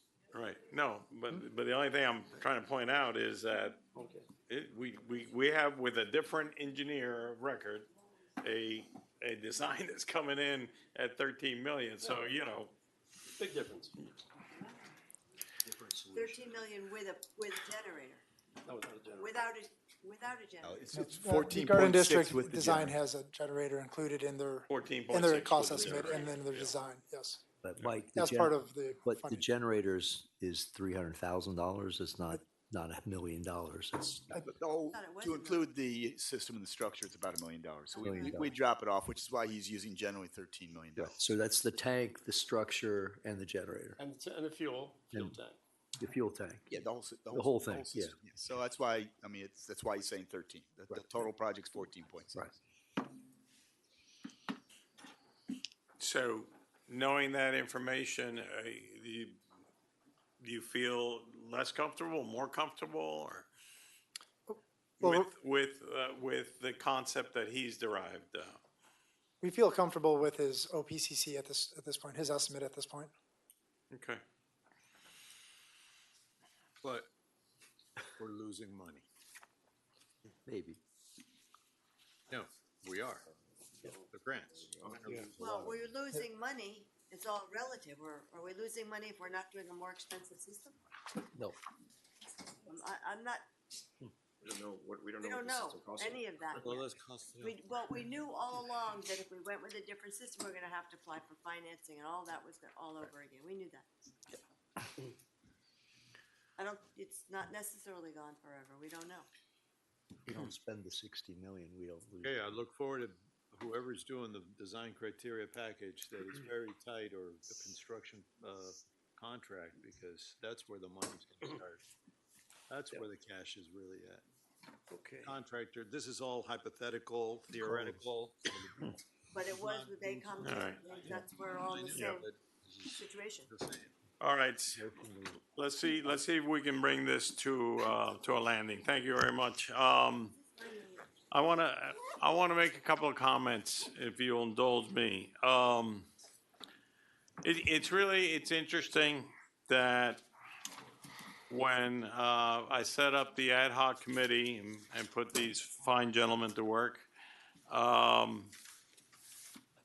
the off-ramp that we took was at first almost 100% looking to reduce costs, right? So that's where we started. We started with, okay, people looked at the initial estimates and everybody got sticker shock, right? So the idea behind the ad hoc committee was to say, okay, take a look and see how we can reduce costs.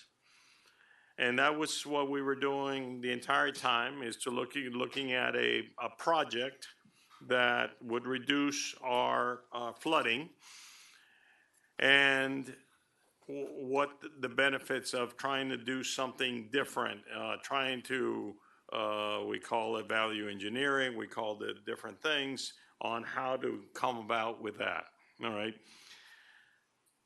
And now, at the end of this process, and it was a process, it was a deliberative process, okay? I think that one of the best things about having looked at the alternative stormwater plan was that I think we can say with a lot of certainty now that this is the range, the real range of what this project is going to cost. And we have to get our heads around the fact that infrastructure projects are going to be expensive, okay? And just because we got sticker shock the first time, you know, that number, that AECom, and we just disparage AECom, but that number is in the range of what we're talking about, okay? So it behooves all of us to listen to the entire conversation and the entire thing, because we have vilified this one company, but the truth is that we are in the range. We're in the range, whether you call it 43, whether you call it 56, or you call it 66, okay? I'm so hoping that you are right and it's less money, okay? But we're not there yet. We're not there yet. And so everyone needs to put this into perspective and say, okay, there are going to be hiccups along the way here. There's going to be potentially some increases along the way. The design is going to give us something, and we may have to look at it a little bit closer, okay? Both systems met the level of service. Both systems had ways to address the quality, the water quality issue. In the end, we have pivoted, okay, from only pushing the cost issue to a bunch of other factors, which I think that we are totally in agreement with. We don't want less canopy. We don't want less trees. We certainly, if we could avoid it, not pump water into the bay. And we looked at all these different categories that we really weren't focusing on that. Our focus was, oh boy, this is too expensive. How are we going to be able to tell people that we found ways to reduce it? So I want everybody out there to continue to remember this day and continue to remember this conversation, because there are going to be hiccups along the way. There's going to be problems. We are, and we need to be honest, we are leaving money on the table so far.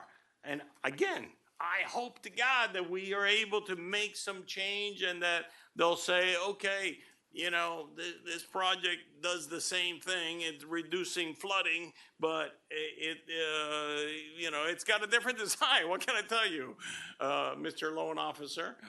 I appreciate the work of the ad hoc committee. It made us look at different things. I don't think that we were completely off. I don't think that staff was completely off. I don't think that we in our analysis were completely off. We learned things along the way, okay? And yeah, there's a cost to learning. There's a cost to doing stuff that isn't being done by a whole lot of communities. And we have challenges being in a coastal area that other people don't have.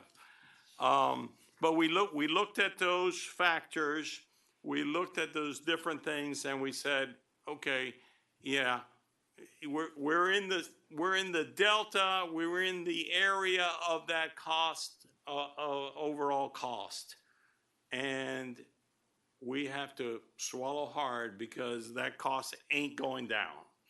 Ain't going down. I hope I'm wrong and I can say, yes, sir, yes, sir, yes, sir.